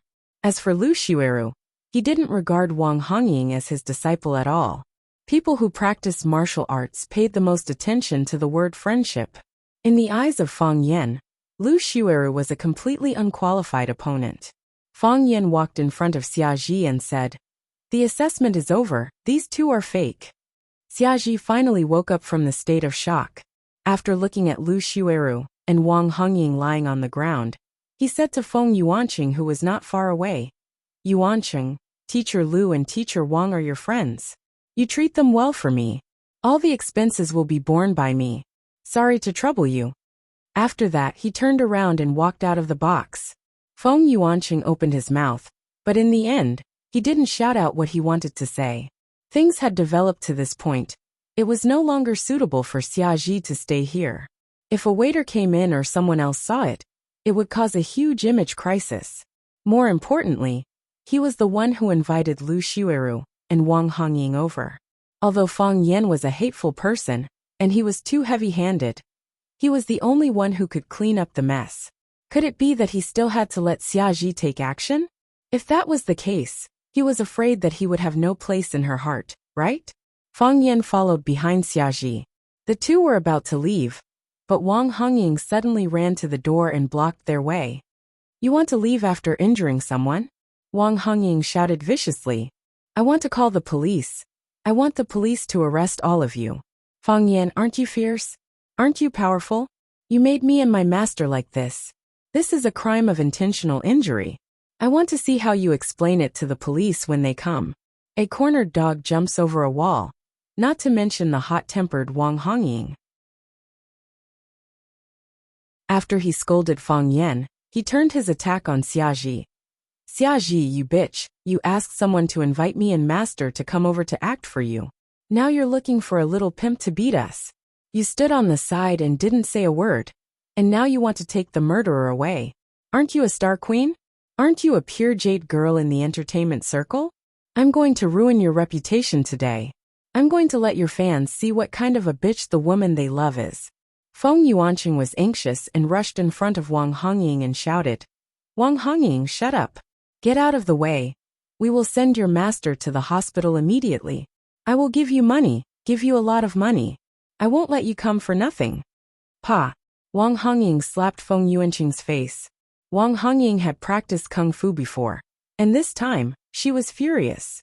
She slapped Feng Yuanqing's fair and tender face until it was purple and red, leaving a clear palm print on it. Because Wang Hongying had left her fingernails, it was unknown whether it was intentional or not, but her fingernails scratched under Feng Yuanqing's eyelid, tearing off a piece of flesh, dripping with blood. Feng Yuanqing, you idiot trash. You wanted to pick up girls, so master and I came to support you. We were beaten like dead dogs, and you stood there not even daring to fart. Why were we beaten? Why was master injured? Wasn't it because you wanted that bastard surnamed Fang to have a bad ending? Money? I don't fucking want money. I want you to die. I want you to lose your reputation and become the joke of the world. Feng Yuanqing stood there and covered his face. His face hurt, and his heart hurt even more. Wang Hongying was crazy. This mad dog had lost his mind, and now he would bite whoever he caught. Wang Hongying did not open the door, but shouted through the door. Someone come quickly, murder! Someone come quickly!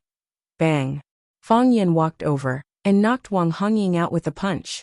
He glanced at Feng Yuanqing and said, No need to thank me.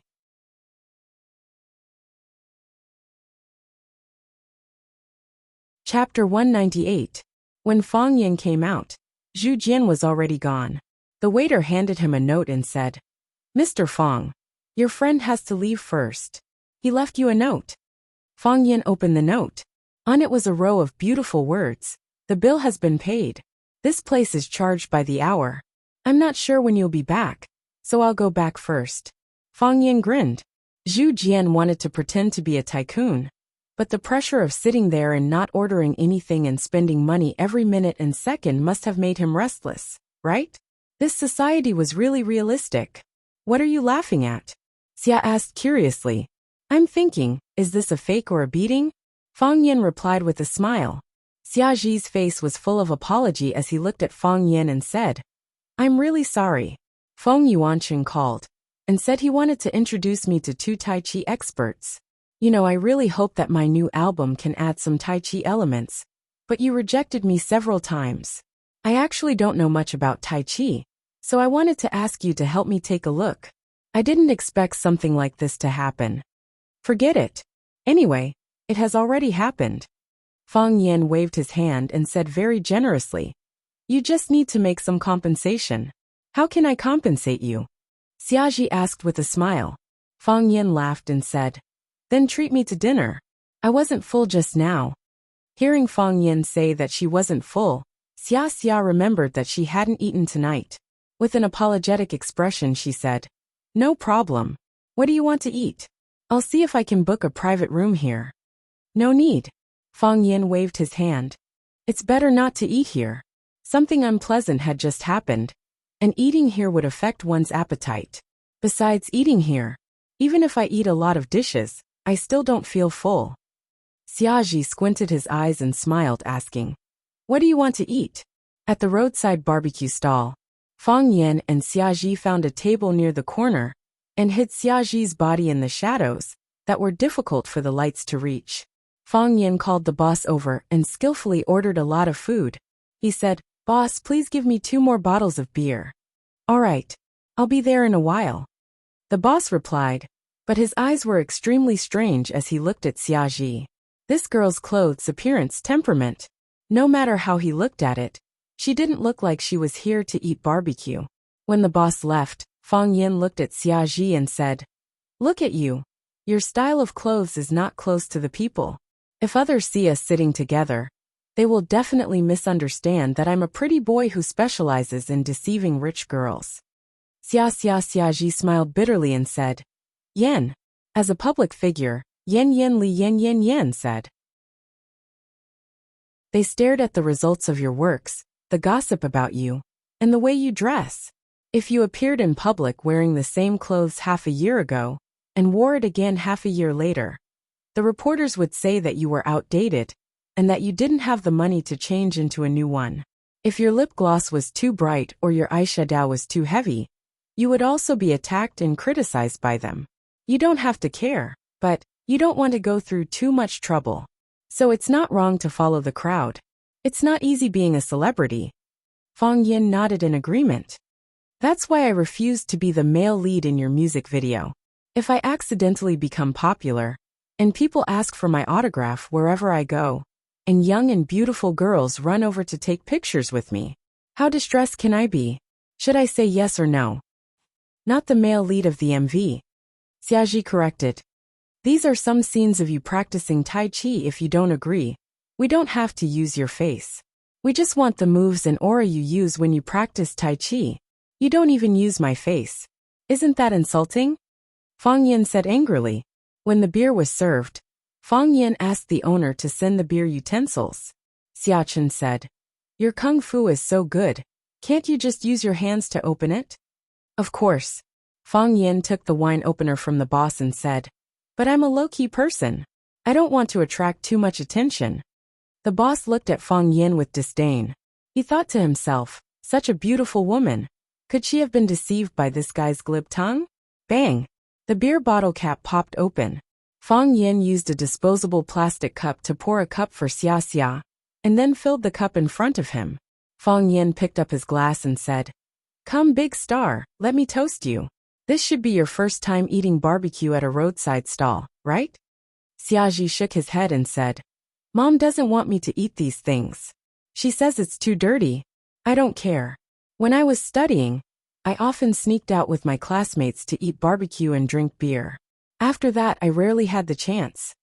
Xiaji picked up his glass and touched it with Fang Yan's. Then the two of them drank the chilled beer at the same time.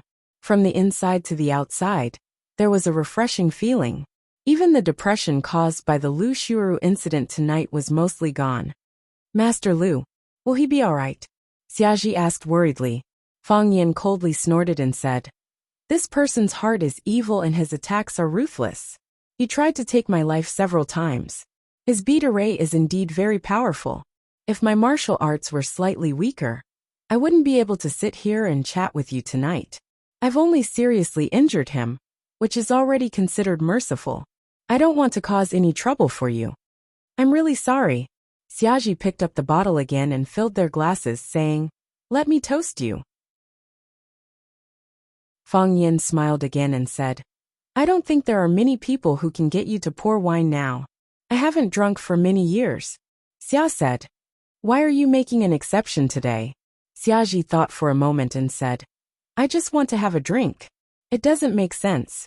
It's just like sometimes when I can't sleep in the middle of the night, I suddenly want to eat fried chicken with beer, braised chicken wings, spicy pickled fish, and even KFC McDonald's that I rarely eat." Xiaji laughed heartily and said, "Besides, I'm treating you tonight. When the guests drink, how can the host not accompany them? You're not a bad person." Fang Yan said, "At least it's not annoying." That's your final evaluation of me. Not bad. Don't you know? A lot of people don't like summer. Oh, I'd like to know who doesn't like summer. All the couples in the world. Fang Yin said. Because when summer comes, the weather is too hot for couples to hug each other. I have a question for you. Ask.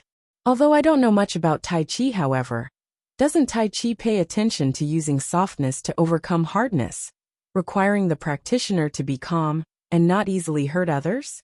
Why did Lu Xiuru easily attack people heavily? You also beat him up miserably?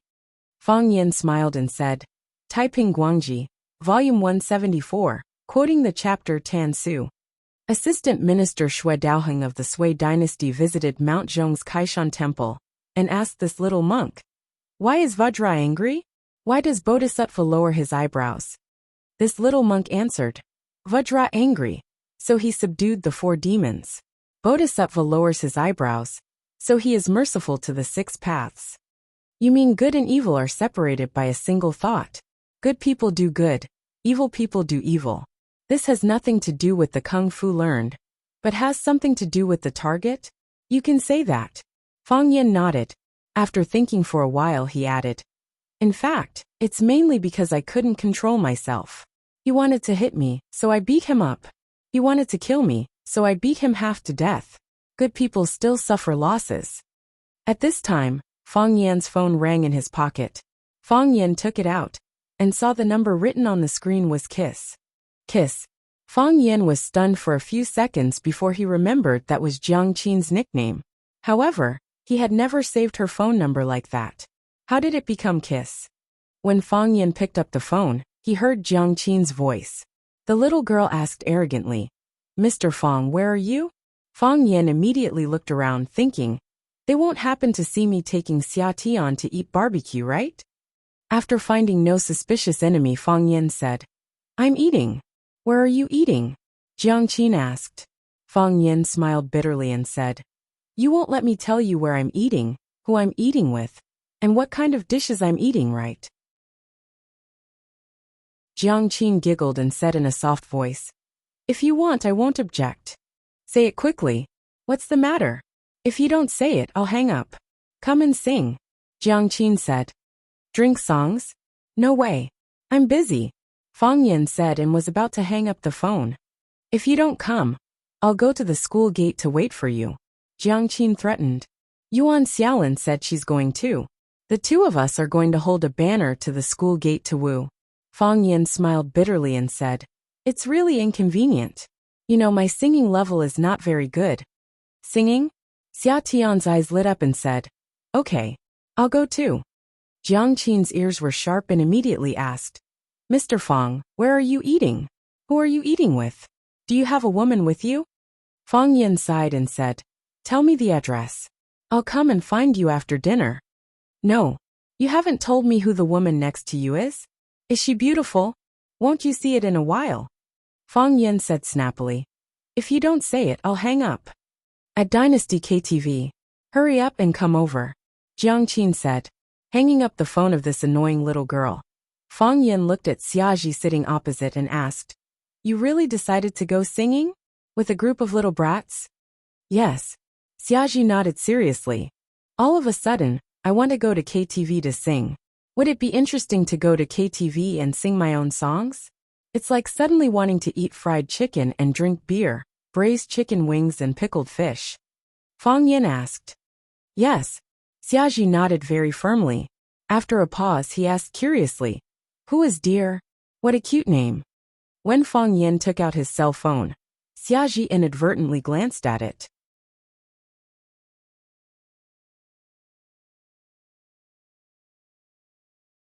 Chapter 199. Picking up a fallen leaf.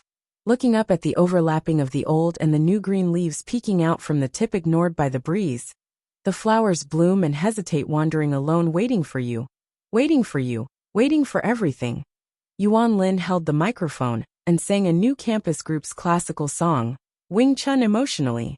Her voice was clear, and her face was round and moist, giving people a feeling of elegance and gentleness.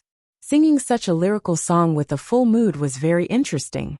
At the end of the song, there was a warm applause in the room.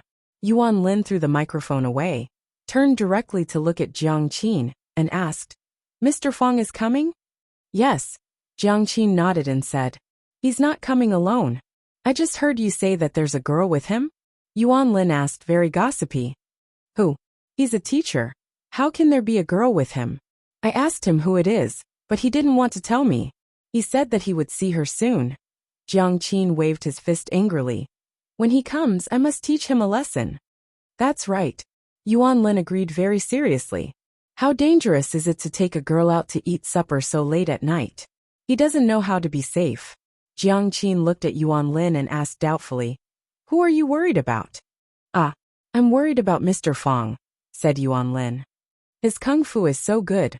What can the girl do to him? Of course, what did he do to the girl? You're worried about the wrong person, okay? Okay. I'm worried about the wrong person. Yuan Lin giggled.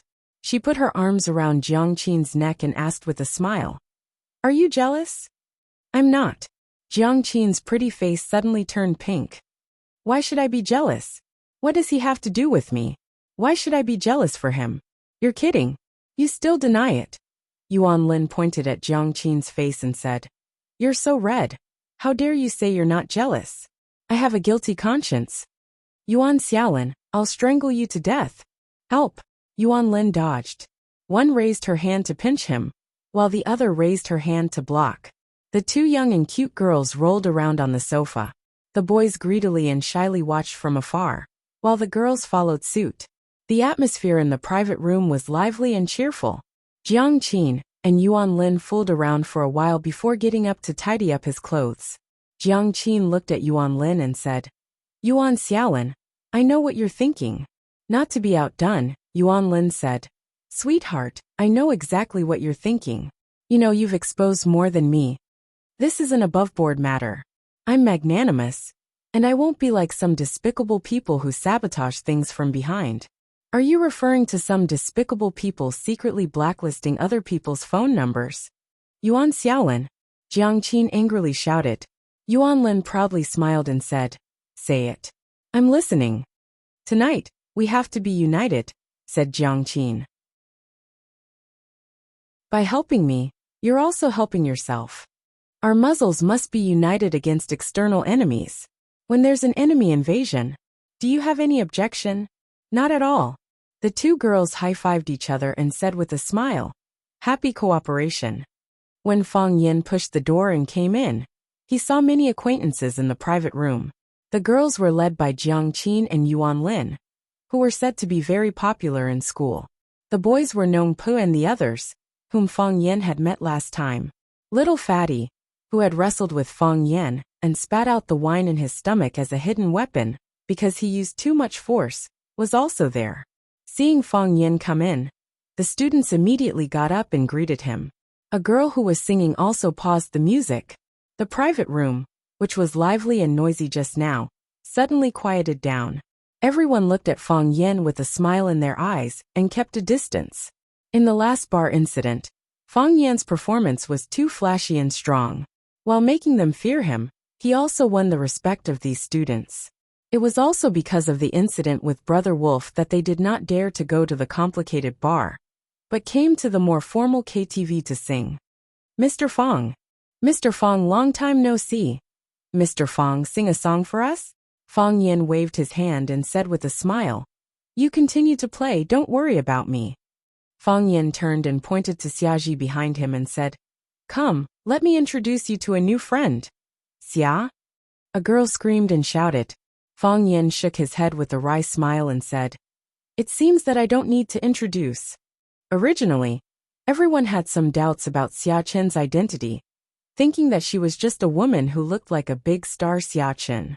One had to know that after the glamorous Queen Fan Bingbing became popular, the National Immigration Administration would find hundreds of Fan Bingbing and their passport photos every year. Besides, how could Xia Chen come to such a place? Hearing Fong Yan's words, everyone was sure that this beautiful new woman was the big star Xia Chen. Oh my god, it's really summer.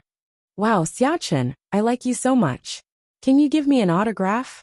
Xia Chen, I like you so much. Little Fatty's eyes turned red, and he actually cried in public. From this, it could be seen how obsessed he was with Xia Chun. Xia Chun patted little Fatty on the shoulder and said with a smile, "Thank you for liking me. But a man can't cry so easily." Little Fatty quickly wiped his tears with the back of his meaty hand and said, "I won't cry. I won't cry." "That's right. You have to learn from your teacher Fang Yan." When Fang Yan entered the door, Xia Chun was standing behind Fang Yan. She could tell that these students were very convinced by Fang Yan. One had to know that the current students were very rebellious. Not every teacher could make them respect and love them so much. Little Fatty opened his mouth, but didn't dare to reply. Learn from teacher Fang Yan? He really couldn't learn this. The woman that Fang Yan brought was actually the goddess of the nation, Xia Chun. This caused Jiang Qin and Yuan Lin to be extremely shocked and helpless. The two girls looked at each other. Jiang Qin encouraged his companion and said, "Remember, the muzzle of the gun is facing the outside world. Don't worry." Yuan Lin nodded her head in a very loyal manner. "Even if the whole world betrays you, I will still stand with you." "That's a good sister," Jiang Qin said with relief. "Of course. It doesn't matter if she's summer or winter. I'm not familiar with her anyway." Before Yuan Lin finished her words, she saw Xia Chen's eyes glancing at her. She trotted over and said excitedly, "Sister Xia, I really like listening to your heartbeat. I even sang it once just now. Can I sing it for you?" Yuan Lin. Jiang Qin gritted her teeth. She couldn't wait to rush over and beat Yuan Lin up. This damned girl. She clearly said that they were on the united front. She clearly said that the muzzle of the gun was facing the outside world. In the blink of an eye, she ran over and pretended to be a brainless fan.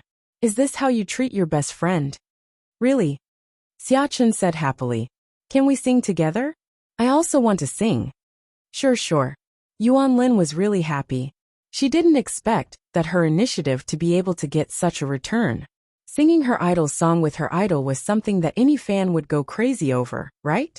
Yuan Lin shouted, Lon, quickly give me some heartbeat."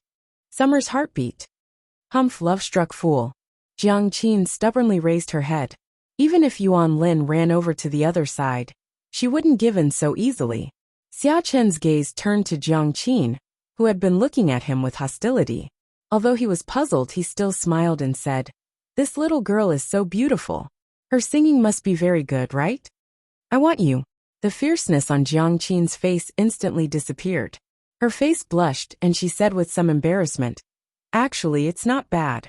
It's not as good as yours." "Don't be so modest. Do you know how to sing Heartbeat?" "Yes." Jiang Qin nodded. This Heartbeat was once one of the top 10 golden songs of the year. It was very popular.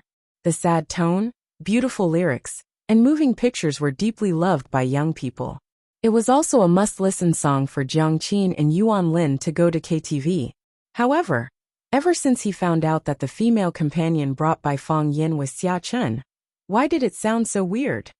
"Then let's sing together, okay?" Xia Chun looked at Jiang Qin and asked.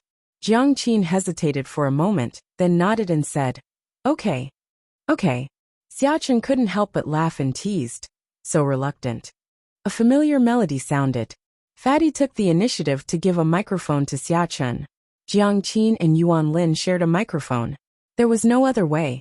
There were only 2 microphones in a private room. The rubber you borrowed and didn't return, the ponytail you fly when you walk, the happy smile you have when you eat, the cake you pout and get angry at me, every heartbeat seems to be because of you. Jiang Qin's voice was sharp and high, piercing through the sky. Her lung capacity was very good. Yuan Lin's voice was clear and transparent, mixed with a little laziness unique to a young girl, just like Emma Wenwei when she was young. Xia Chun was the original singer of this song, and she was a student of the Academy of Music. She had also gone abroad to study music. Her true voice and fake voice naturally changed, and her breathing was smooth. She had an excellent voice and strong singing skills. The cooperation between the 3 of them could be said to be perfect. After singing the first part, Xia Chun held the microphone and didn't say anything. He quietly listened as Jiang Qin and Yuan Lin finished singing this song, which was refreshing and soothing in the beginning, but sad and sorrowful in the end. At the end of the song, the applause was like thunder. Xiachen also applauded. Jiangqin and Yuanlin looked at each other. Both of them were a little excited. They could feel that both of them had performed very well today. This should be their best performance of this song. There was nothing they could do. The original singer was sitting next to them. If they didn't sing well, wouldn't they be laughed at? They didn't want to be outdone. Xiachen looked at Jiangqin and Yuanlin and asked with a smile, "Do you like singing?" "I like it." Jiangqin and Yuanlin nodded repeatedly. They loved singing too much. They sang when they walked, sang when they drew, and even secretly put headphones in their ears to listen to songs in class that they didn't like. "Then have you ever thought about becoming a real singer?" Xia asked.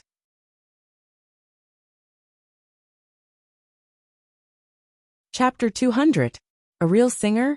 Everyone stared at Xiachen dumbfounded. What did she mean? Did she want Jiangqin and Xiachen to become superstars like her? The boys' faces were full of excitement and joy, as if they were about to witness the people around them become influential figures that would attract the attention of the world in the future. The girls went crazy with envy and jealousy. Why did Xiachen choose Jiangqin and Yuanlin? Why didn't she choose us? I'm also very cute, and I sing very well. Just because those two guys had a good relationship with Fang Yan, as a close friend or girlfriend of Fang Yan, Xiachen treated them differently and took care of them more? This was unfair. Jiangqin and Yuanlin looked at each other, and the eyes of the two little girls flickered. Yuanlin looked at Xiachen and asked, "Sister Xiachen, are you saying that we should become singers?" "Yes." Xiachen nodded seriously. He wasn't joking at all. "Can we really do it?" Jiangqin was still a little unconfident. "We all hummed when we had nothing to do, and we don't know any singing skills. There are no skills to learn. But the voice and the quality of the sound are innate," Xia said. "When I heard you two sing just now, I was really amazed. Jiangqin's lung capacity is very good. If you can practice more, I believe that there will be no high notes that will be difficult for you. In time, maybe our country of Huaxia will have another dolphin sound princess that will shock the whole world." Yuanlin's voice was clear and transparent, like a glass of bubbling lemonade. It was sour and had the lazy feeling of a summer afternoon. This kind of sound was very recognizable. Most importantly, the two of your voices have a kind of, how should I describe it? I think the two of you must have a very good relationship, right? They were clearly two completely different voices, but they actually fused together perfectly, forming a new and intoxicating and influential voice. Xiachen looked at Fang Yan and said, "I think it's a pity that they don't sing." Fang Yan waved his hand with a smile and said, "It's not a pity if they sing or not. I don't have the right to say anything. I'm their teacher, not their dad." Yuanlin grabbed Fang Yan's arm and shook it. Then she said coquettishly, "Dad, please give me your opinion. Should we go karaoke? Do you want to go singing?" Jiangqin also looked at Fang Yan with a burning gaze, hoping that he could point out a way. Fang Yan gently sighed and said with a serious expression, "I'm not joking with you. This matter is very important. It will determine the direction of your future development, and what kind of mark your entire life will leave on this world. You should think about it carefully, and listen to your heart. What do you want to do? Then work hard to fight for it. If you want to become a teacher, then start studying hard from now on. If you want to paint, then practice more. If you want to sing, the opportunity is right in front of you. Go back and find a way to convince your parents to agree, and fight for your own choice. Even if you fail, you won't have any regrets." Fang Yan smiled bitterly and said, "Having a choice is 100 times happier than being forced to choose." A teacher not only imparted knowledge in the classroom, but also taught students the principles of life outside the classroom. It was related to the lives of two girls. Fang Yan would not easily make a decision for them. However, he would use his life wisdom to tell them how to think and how to choose next. There was an old saying in Huaxia, "People leave their names behind, and geese leave their voices behind." Life was short. Some people lived a mediocre life. Some people stood at the top of their fields and were dazzling. Some people chose to live a stable and happy life. Some people chose to fight the wind and waves and read thousands of sails.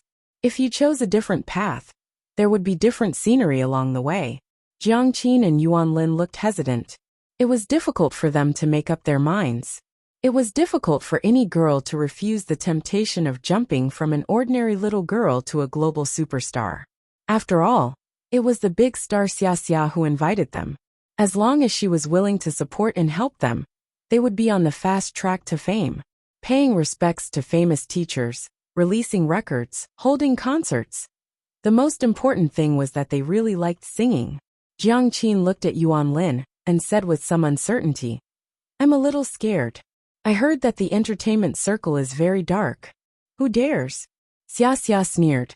The word "who dares" was really domineering on her gentle and elegant pretty face. It is an indisputable fact that the entertainment circle hides filth. Some people want to become famous overnight. Some people want to take a shortcut. Some people are insatiable, so they choose to pay. But if you can hold your bottom line, who can force you? Besides, since I invited you to sing, I will naturally keep you safe. Whoever dares to touch a hair of yours, I will make him pay a heavy price. Of course, I don't mean that you must come in. Teacher Fang Yin is right. You must make your own choice. Xia Xia looked at Jiang Qin and Yuan Lin with a smile and said, "If you like singing, then come and sing." "I do," Yuan Lin said firmly. "I like singing." Jiang Qin, who was usually more domineering, couldn't make up his mind now. He looked at Fang Yin and said, "I don't know if my parents will agree. Actually, I'm willing." Xia Xia smiled and said, "I can't help you with that. There are some difficulties that you have to overcome yourself. For example, the problem of communicating with your parents." Fang Yin looked at Xia Xia and asked uncertainly, "They are still so young, can they really do it?" "Of course not," Xia said. "Do you know the 12 music workshops for women?" Xia asked. "Yes." Fang Yin nodded. It was an orchestra that performed Hua Xia's classical music in the form of pop music. Their works Glory, Lulan Maiden, High Mountains and Flowing Water, and other works were very classic and were very popular around the world.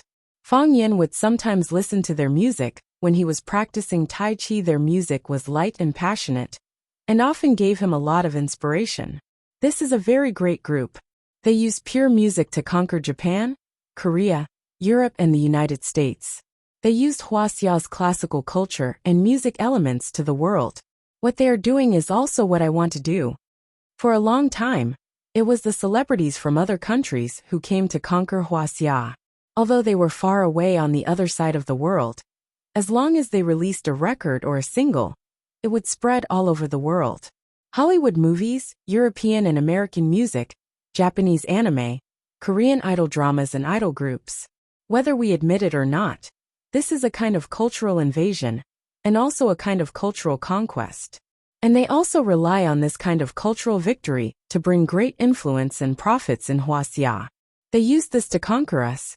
What do we use to counterattack them? Can our music counterattack Europe and America? Can our cartoons counterattack the Japanese? Can our idol drama and idol team counterattack Korea? Can our movie be a global hit? Summer, who had always given people a gentle impression, suddenly became sharp. She looked at everyone with a soul-stirring aura. This was ambition. This was spirit. Fang Yin thought in his heart. Once a person had spirit, their temperament would undergo a completely different change. It turned out that the legendary queen of purity and low-profile heavenly queen was not really quiet and low-profile. Her heart was filled with Hua Xia's heritage and the struggle for culture. Fang Yin felt that such a woman was worthy of admiration, just as worthy of admiration as himself. Sometimes 1 + 1 doesn't equal 2. It equals 10. In the long run, our cultural situation will be even more difficult. When those great sages who are closer to the core of Hua Xia's traditional culture, when those knowledgeable scholars and artists who stick to their original hearts grow old and leave, the younger generation, who grew up watching One Piece and drinking Coca-Cola, can they bear the responsibility of revitalizing our culture? Can they use our culture to make a name for themselves? Can they use the totem of Hua Xia's dragon to conquer the world? If a singer also has an ideal, this is my ideal. So we have to be prepared in advance. We have to reserve talents for this. I want to add a lot of Huaxia elements to the new album because of this consideration. However, it is far from enough to rely on me alone or a few people. We need a large number of such talents, such musicians or real artists. Summer looked at Jiang Qin and Yuan Lin and said, "If you refuse, everything I said has nothing to do with you. You read, fall in love, work, get married and have children. Maybe achieve extraordinary achievements in a certain field. But if you nod, then the two of you, no, the three of us will become a unified whole. I won't rush you out to make money, and I won't rush you out to make a record and hold a concert. Don't even think about it. I will send you to learn vocal music, pronunciation, pipa, eru, guzheng, bamboo flute, dulcimer. You will work very, very hard, so tired that you want to give up every second, want to cry every minute. But if you can persevere, if you complete all these courses, when you are full of skills, when you are protected by Huaxia culture, I think it won't be too difficult for you to trample the world under your feet, right?" Summer's expression was full of confidence and satisfaction. Her eyes were shining like the bright moon in the sky. She looked at Jiang Qin and Yuan Lin and asked in an extremely bewitching voice, "Are you willing to become the gods of this world?"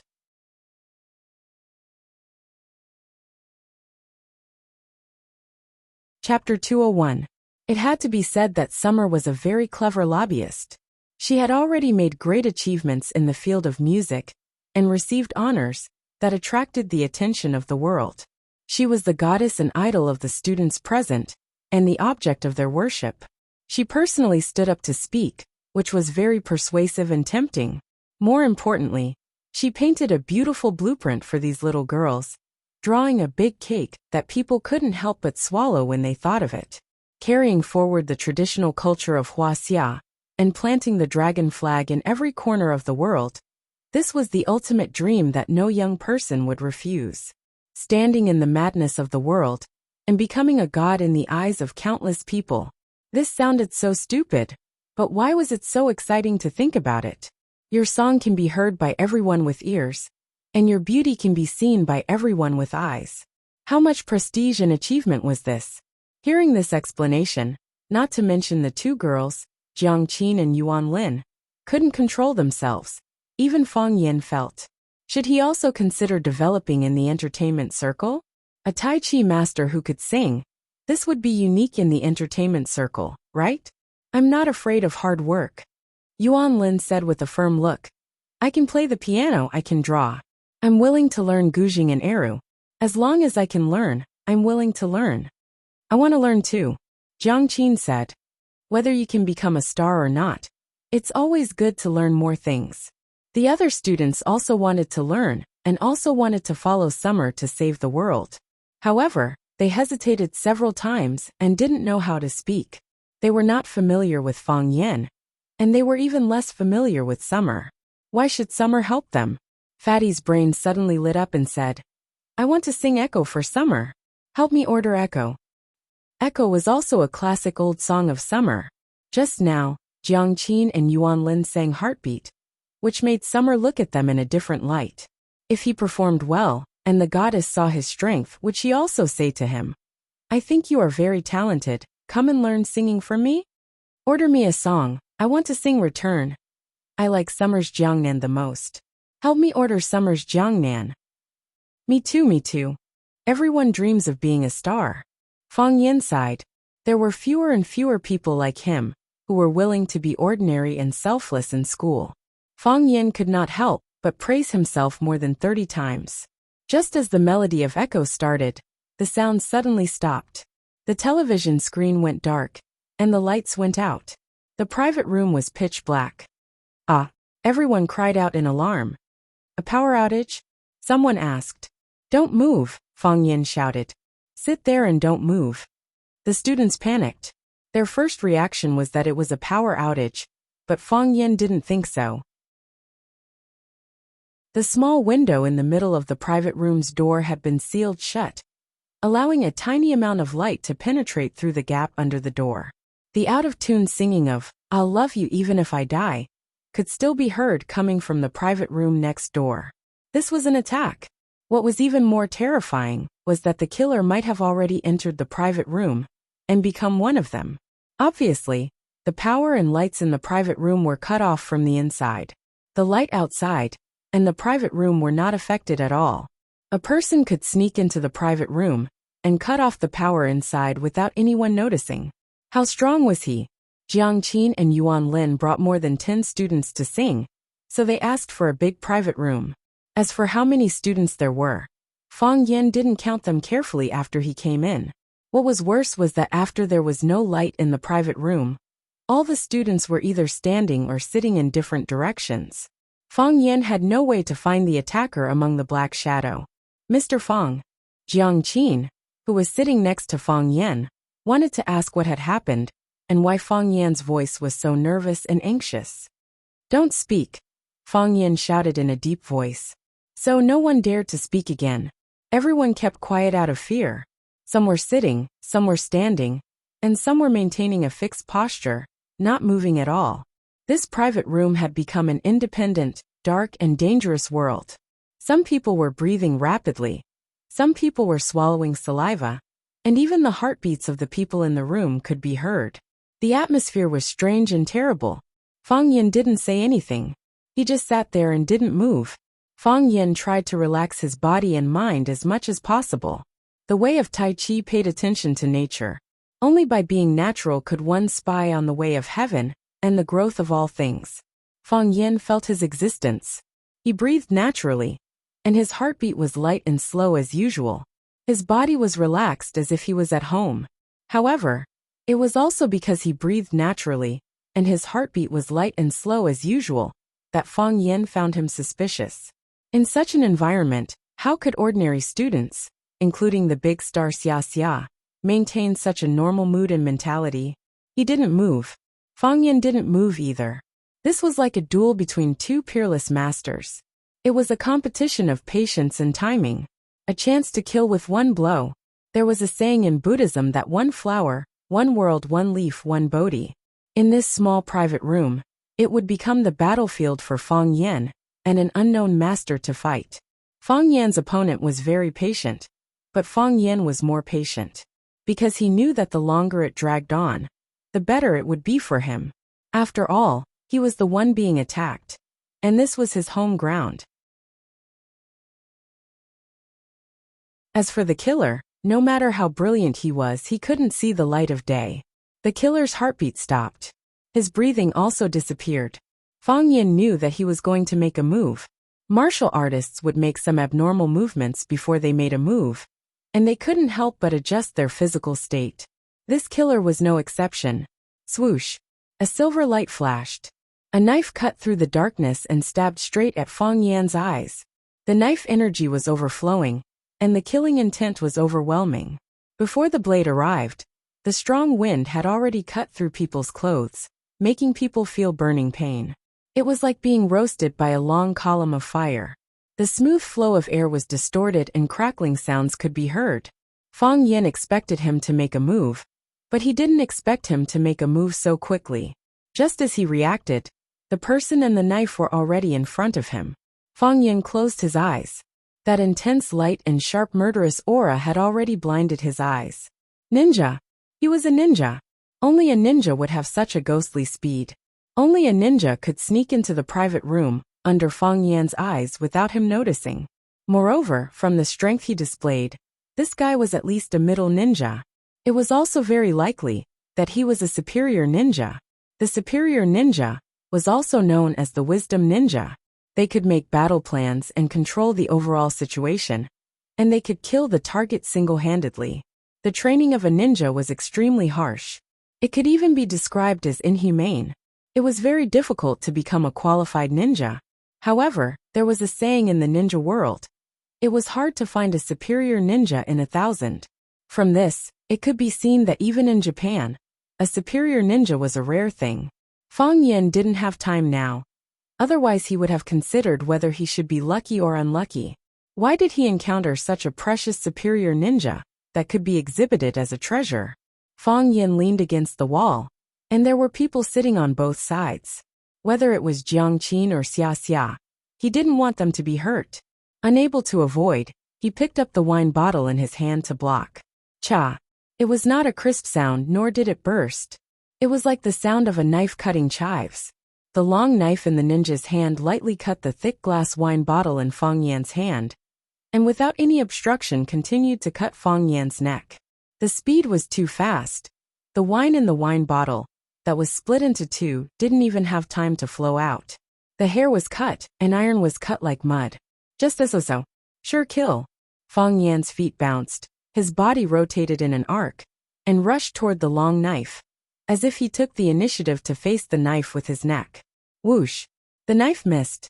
The long knife slashed on the sofa chair in the KTV box, and with a crisp sound, a deep hole immediately appeared on the sofa. But no one had discovered it yet. Fang Yan's body was lying in the arms of the ninja, and he could feel his cold and fierce breath. He turned his wrist and used heaven and earth upside down, and reached out to hit the major acupuncture points of the ninja's arm holding the knife. As long as one of the acupuncture points was buckled, the ninja's arm would lose the ability to move, or in other words, instantly paralyzed and disabled. Taking the long knife with bare hands, whoosh, the ninja withdrew the long knife, and his body retreated and disappeared in the darkness again. Fast. Incredibly fast. Whether it was the killer who made the knife or the counterattack of Fang Yan, there was almost no gap between the two of them. From the beginning to the end of the attack, it was probably less than a second, just a blink of an eye. Until this time, sitting on the left and right sides of Fang Yan, Jiang Qin and Xia Xia felt the dangerous murderous aura. Jiang Qin's body trembled, and his fists clenched. She wanted to shout, but she couldn't move.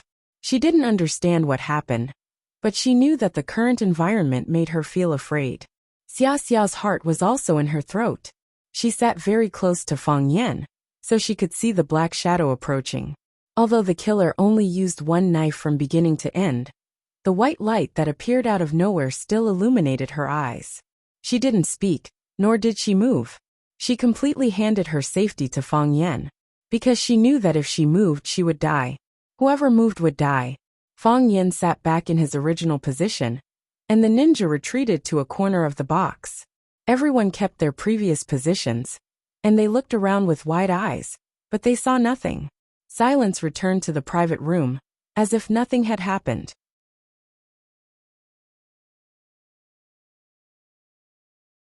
Chapter 202. Ninjas weren't immortals or ghosts. They were also human beings. Like spies and killers, they were just a more special profession compared to teachers, students, programmers, and advertising planners. Beginner ninjas were genin, and those who knew strategy and assassination were jonins. That was all. As long as they were human beings, they could be killed.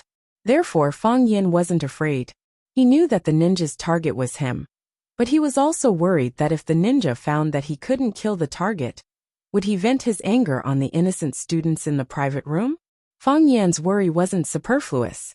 Just as he was thinking about this, a sharp sword energy slashed toward Jiang Qin sitting next to him. The private room was like a sealed black box. Only murderous intent could be smelled, but no light could be seen. Obviously, the ninja changed the way of attack, or smeared some black material on the blade, to make it lose its bright color. The blade and the darkness merged into one, becoming a ghost that harvested lives. Fang Yan closed his eyes and sat on the sofa without moving. The killer chose to attack Jiang Qin, which made him calm down. This didn't mean that he didn't care about Jiang Qin. It was because he knew that the ninja didn't really kill people. If he had wanted to kill these students, he could have chosen to attack the students who were far away from Fang Yan, or the children who were sitting next to him. Why would he choose to attack Jiang Qin, who was in close proximity to Fang Yan? He wanted to create chaos and shake Fang Yan's heart. When Fang Yan saved him in a hurry, he was looking for an opportunity to attack Fang Yan. He just wanted to kill Fang Yan. This was also the result that Fang Yan was happy to accept. When masters fought, it wasn't just about the strength of the two sides, but also the ability to judge the situation and the wisdom to fight. Fang Yan didn't intercept the ninja's sword. He picked up a bottle of beer in front of him and threw it toward the place where the murderous intent was the strongest. At the same time, his body jumped up and rushed behind the bottle. Crack. The long saber once again cut open the bottle. Then, without any hesitation, he stabbed at Fang Yan, who was behind the bottle. If it hit, Fang Yan would definitely be pierced through by this attack. However, Fang Yan didn't seem to be aware of this danger. He just rushed towards the long black saber in a daze. He was just like an idiot, boorish fool. If one could see it with the naked eye, one would find that Fang Yan's sprinting speed was very fast. Like a spirit fox and a cunning rabbit. Like thunder rumbling in the 9 continents. Lightning flashing for 9,000 li. Moreover, his body seemed to be running in a straight line. But this straight line was just an illusion. With a single step, his silhouette split apart. One was real, and the other was real. It was hard to tell which one was real. Drunken Crane Rides the Wind. This was one of the Fang clan's Tai Chi footwork. It was derived from the original 3 crazy steps by the famous drunkard in the family. When he was drunk, the body split into 3, and the 3 gave birth to millions. It was hard to fathom. Many people suffered a great loss when fighting against it. This was also the reason why no one dared to look down on the old drunkard, even though he was in dire straits. Who knew if this was an alternative cultivation method that he used to isolate his spirit and self-destruct his physique? How could anyone look down on the #1 martial artist in the past?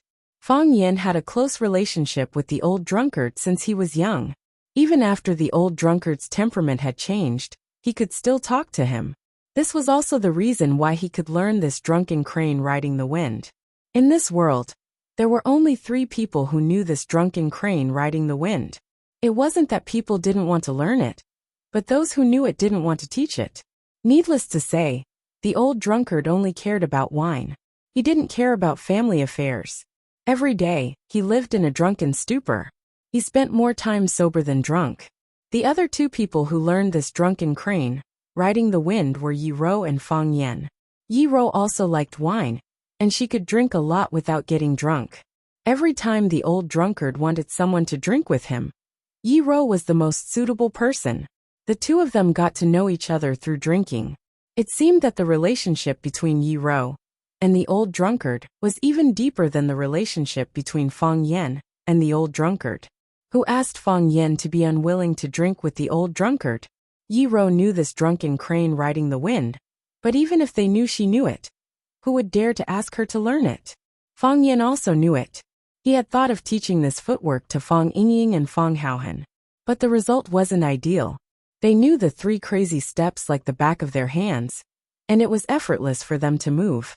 But when this drunken crane riding the wind was used, they would either fall on the spot, or be like a fat pig facing a skinny sheep. They would stumble, and there was no power at all. Drunken crane riding the wind. The crane needed to be drunk first before it could find the feeling of riding the wind. Drunk wasn't really drunk but intoxicated. It was forgetting it was muddle-headed, and it was part of nature. So, the ninja slashed at Fang Yan. Missed. So, he retracted his blade at lightning speed. Slashed again. Missed again. So, the 3rd slash. Still missed. So blade chi filled the air, and killing intent filled the room. But no matter how the ninja slashed and slashed, he couldn't touch Fang Yan's body at all. He couldn't add a leaf, and he couldn't drop a feather. This was the highest realm of Tai Chi, and also the true meaning of drunken crane riding the wind. The blade didn't have blade light, but it had killing intent. Sword chi was also chi, and with chi, there was strength. Fang Yan's body was like a leaf or a feather. Before the blade arrived, the chi was released, and Fang Yan's body had already dodged in advance. If you slapped a balloon with your palm, the balloon would have already flown away before your palm hit it. It was the same principle as drunken crane riding the wind. One move first, one step ahead, taking the initiative and seizing the opportunity. The ninja slashed and retracted his blade extremely quickly. Countless blade chi surrounded his body, making it hard for Fang Yan to advance. But an empty blade hurt the spirit, and it also hurt the strength. It wasn't a solution to keep slashing like this. As a ninja who could appear and disappear unpredictably, he almost misunderstood that he had met someone of the same kind who was more skilled than him. His blade was like a torrential rain. But why couldn't he keep up with Fang Yan's rhythm? Fang Yan's body extended, and he flashed behind the ninja, dodging 37 consecutive slashes, and punched at the ninja's unguarded heart. Boom! A strong wind blew, and Fang Yan clenched his fist so hard that cracking sounds could be heard.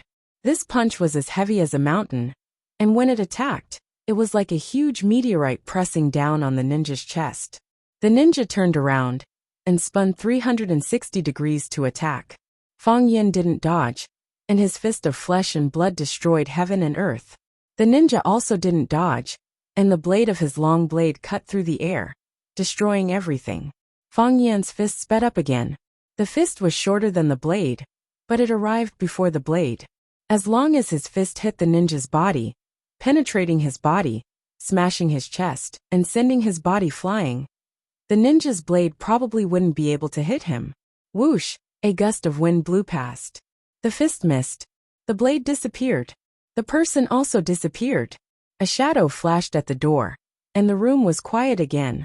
In this narrow space, the two of them fought fiercely, but they didn't hurt the students at all. In their eyes, this mustard seed space was as majestic as Mount Meru, and they couldn't see the end of it. The door of the room was pushed open, and a waitress in uniform stood at the door and asked, "What are you doing in this room? Why don't you turn on the lights?" The light from outside shone in, and everyone in the room felt like they had seen the light of day again. The heavy stuffiness in his chest disappeared, and so did the fear that made him feel like he was about to go crazy. They didn't know what had happened, but they knew it must have been something bad. It was like a ghost, a real ghost, mingling with them. They couldn't identify it, and they couldn't escape, so they could only stay in the room with the ghost. "Turn on the lights," Fang Yan explained. "We're playing a little game." Clap, clap, clap. Before Fang Yan finished explaining, the waitress had taken the initiative to turn on all the lights in the room. She stared at Fang Yan and the students in the room with unkind eyes.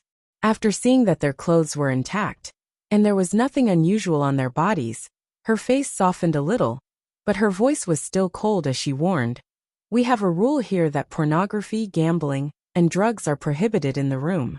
Once found, we will immediately call the police." Pornography, gambling, and drugs? Fang Yan smiled bitterly.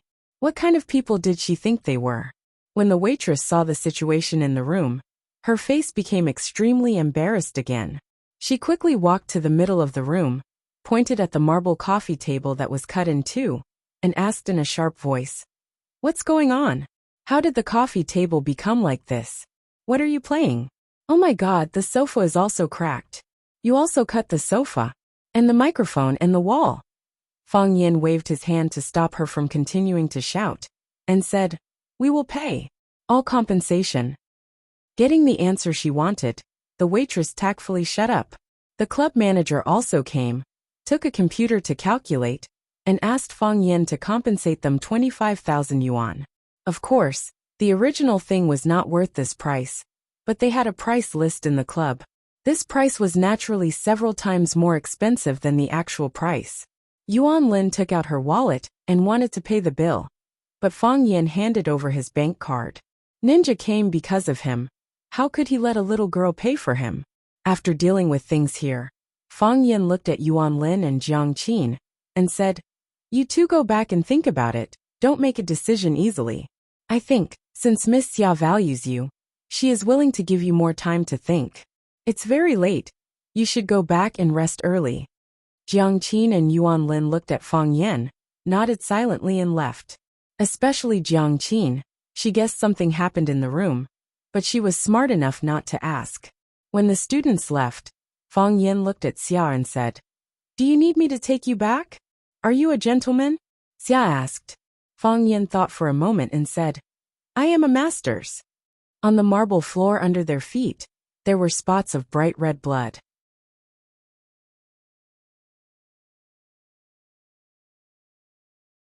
Chapter 203. The night wind was getting cold. She was only wearing a small black dress in the summer, and it was obvious that she couldn't resist the chill of the city. In particular, the intense and exciting things that happened in the private room just now made her body soak in a layer of cold sweat. Now that her body was cooling down and her sweat was cold, she felt even colder. She grabbed the white shawl on her shoulders with both hands, as if it would warm her up a little. Take a taxi back? Fang Yin saw her embarrassed look and said softly. Take 2 steps. Xia said. She didn't have a RV property in this city, so she was picked up by a driver when she went out.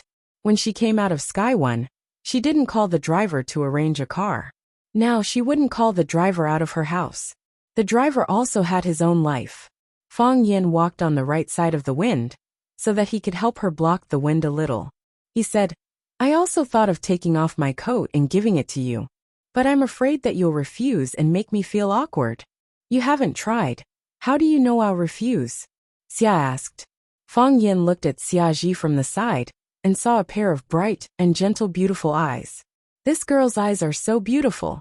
After thinking about it, Fang Yin found a problem. In fact, most beautiful women had beautiful eyes. Qini Tian Jiangqin, Yuan Lin, and even Lu Chaoga. The eyes were the window to the human heart. If a person's eyes were ugly, then no matter how exquisite the woman's facial features were, she could only be called a beauty with personality. Thus, Fang Yin took off her black coat. Xia Ji didn't hold back and naturally took it and draped it over her shoulders. I feel much better, Xia Ji said with a smile. I often take the coat from the boy when I'm acting. This is the first time something like this has happened in real life.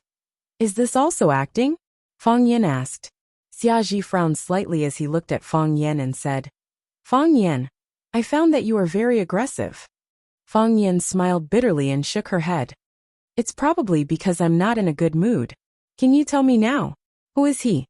Xia asked as he looked at Fang Yin with a burning gaze. I don't know, Fang Yin said. He knew Summer would ask this question.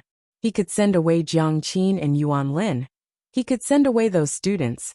But it wasn't that easy to deal with Xia Chen. You don't know either? Xia Keek's pretty eyebrows furrowed again. Although his goal is to attack you, he's also trying to hurt me while attacking you. Do you need help? Fang Yin glanced at Xia Ji and said, Yes.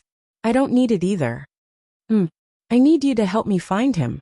I don't need you to do anything, Fang Yin said. He's very strong. Don't make unnecessary sacrifices. Understood. Summer nodded. Jiang Qin and Yuan Lin are both good seedlings. That's their business. If you really like them, you can have a good talk with them. Fang Yin said, I won't make decisions for their lives, because I can't afford it. But I can see that they trust you very much, because I'm their teacher. A teacher who thinks he's pretty good. You have to help me with the new album. I need to think about that. Xia Chen was a little anxious and said, Fang Yin, you're really making me suffer like this. I can find other Tai Chi experts. I can find a replacement. However, I clearly know that there's a better choice. And I clearly know that you're the most suitable. After seeing you play Tai Chi, how can I choose someone else? Fang Yin thought for a moment and said, It's quite difficult. If you don't show up, I'll feel that my work isn't the most perfect. It's the same feeling before the preparation, and it's the same feeling after the work comes out. Even if I think about it many years later, it might still feel like this. I'm a Virgo, and the thing I'm most afraid of is imperfection and regret in life. Promise me you can make any conditions, okay? Okay, Fang Yin said. What conditions? Conditions are conditions. I can make any conditions. Fang Yin said. Before the ninja entered the house, Xia Chen's words really touched Fang Yin a lot. He talked about calligraphy, tea ceremony, guoxue, tradition and education. In fact, it was also to instill the profound culture of Huaxia to the students, so that these students could pass it on from generation to generation and carry it forward. Xia Chen was a star. She sang and acted, but she was also doing the same thing as Fang Yin.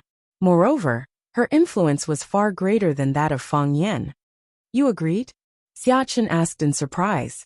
Sort of, Fang Yin said. It's just a scene. I don't think too many people will pay attention to it. This way, I'll solve my problem of becoming famous. Fang Yin, thank you.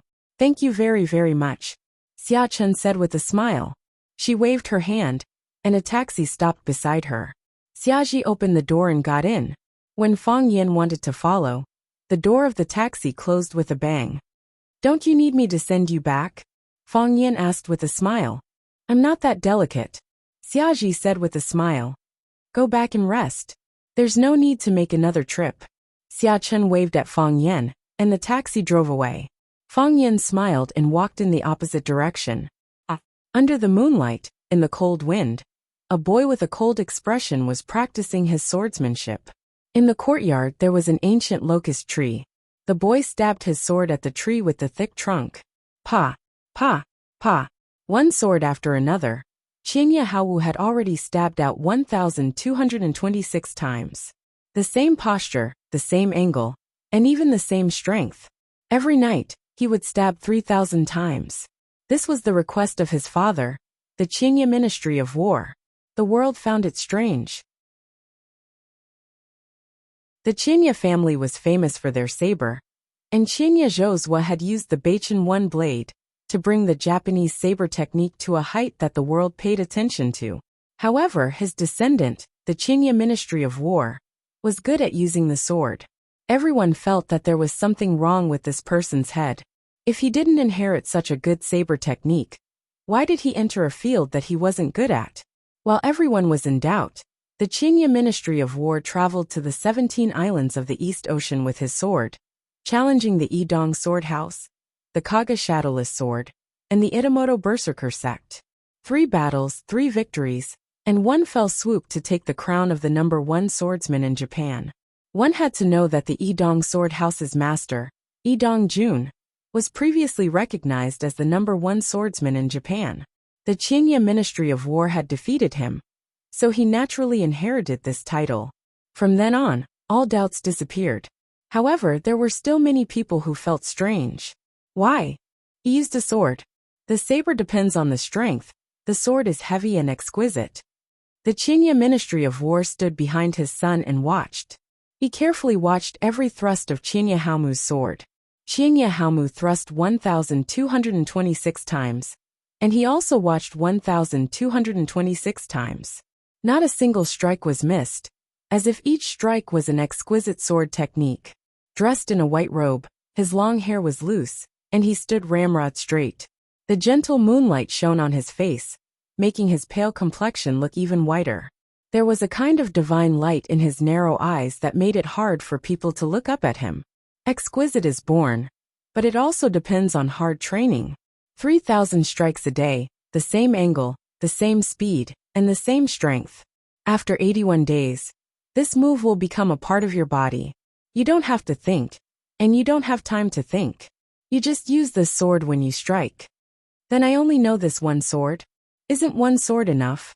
The Qianye Ministry of War said with a smile. What kind of neck needs 2 slashes to break? Huaxia has Taoism, and Taoists pay attention to the life of all things. However, the true great way of nature is that all things return to one. Wulong can see 18 changes in every strike you make, and Qingyin can see 49 changes. I can see 3,910. Qianye Haomu's hand trembled, and the sword in his hand almost fell out. The godlike experts in his heart, Inoue Wulong and Qingyin, were actually so far behind his father? In the past, I could see at least 9,000 changes. The Qianye Ministry of War's eyes were filled with infinite regret as he said, every additional strike is an illusion of a sword. Of these 3,910 strikes, 3,909 are illusions. When all these illusions disappear, the supreme sword path can be achieved.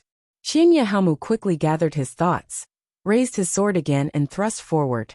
He said, Father, do you mean that the more Wulong and Qingyin can see, the better, and the less you need to see, the better? No, the less they need to see, the better. It's best if they can only see one strike, the original one. Then Father. Qianye Haomu felt a little dizzy. It would have been fine if his father hadn't taught him. But why did he become more and more confused about what the essence of sword path was? All things in life. All things have not been born. So how can all things return to one? I understand, Qianye Haomu said seriously. A sword is a sword. It's the sword that you thrust out. It's the sword that kills. It's the sword of law. It's 1,000 changes, 1,000 miracles, but the essence won't change. The Qianye Ministry of War's voice was fascinated. And he said, "This is why I came to Huaxia." "Father, why did you come to Huaxia?" Qian Haomu asked curiously. Wasn't his father here to avenge him? He wanted to beat up that little teacher named Fang Yan. And it would be best if he could cut his neck with a sword. If it wasn't for this reason, why would he immediately make the decision to move his family to China after he returned from a crushing defeat? To practice the sword. The Qinya Ministry of War spat out these 2 words clearly. You're tuning in to the Li Mei's Sword of Destiny YouTube channel. We're so grateful for your support, and don't forget to subscribe to join us on this incredible journey through captivating stories. Your generosity through donations truly makes a world of difference, as it's the primary source of revenue that allows me to expand and enhance this channel for you. Thank you from the bottom of my heart for being a part of this adventure.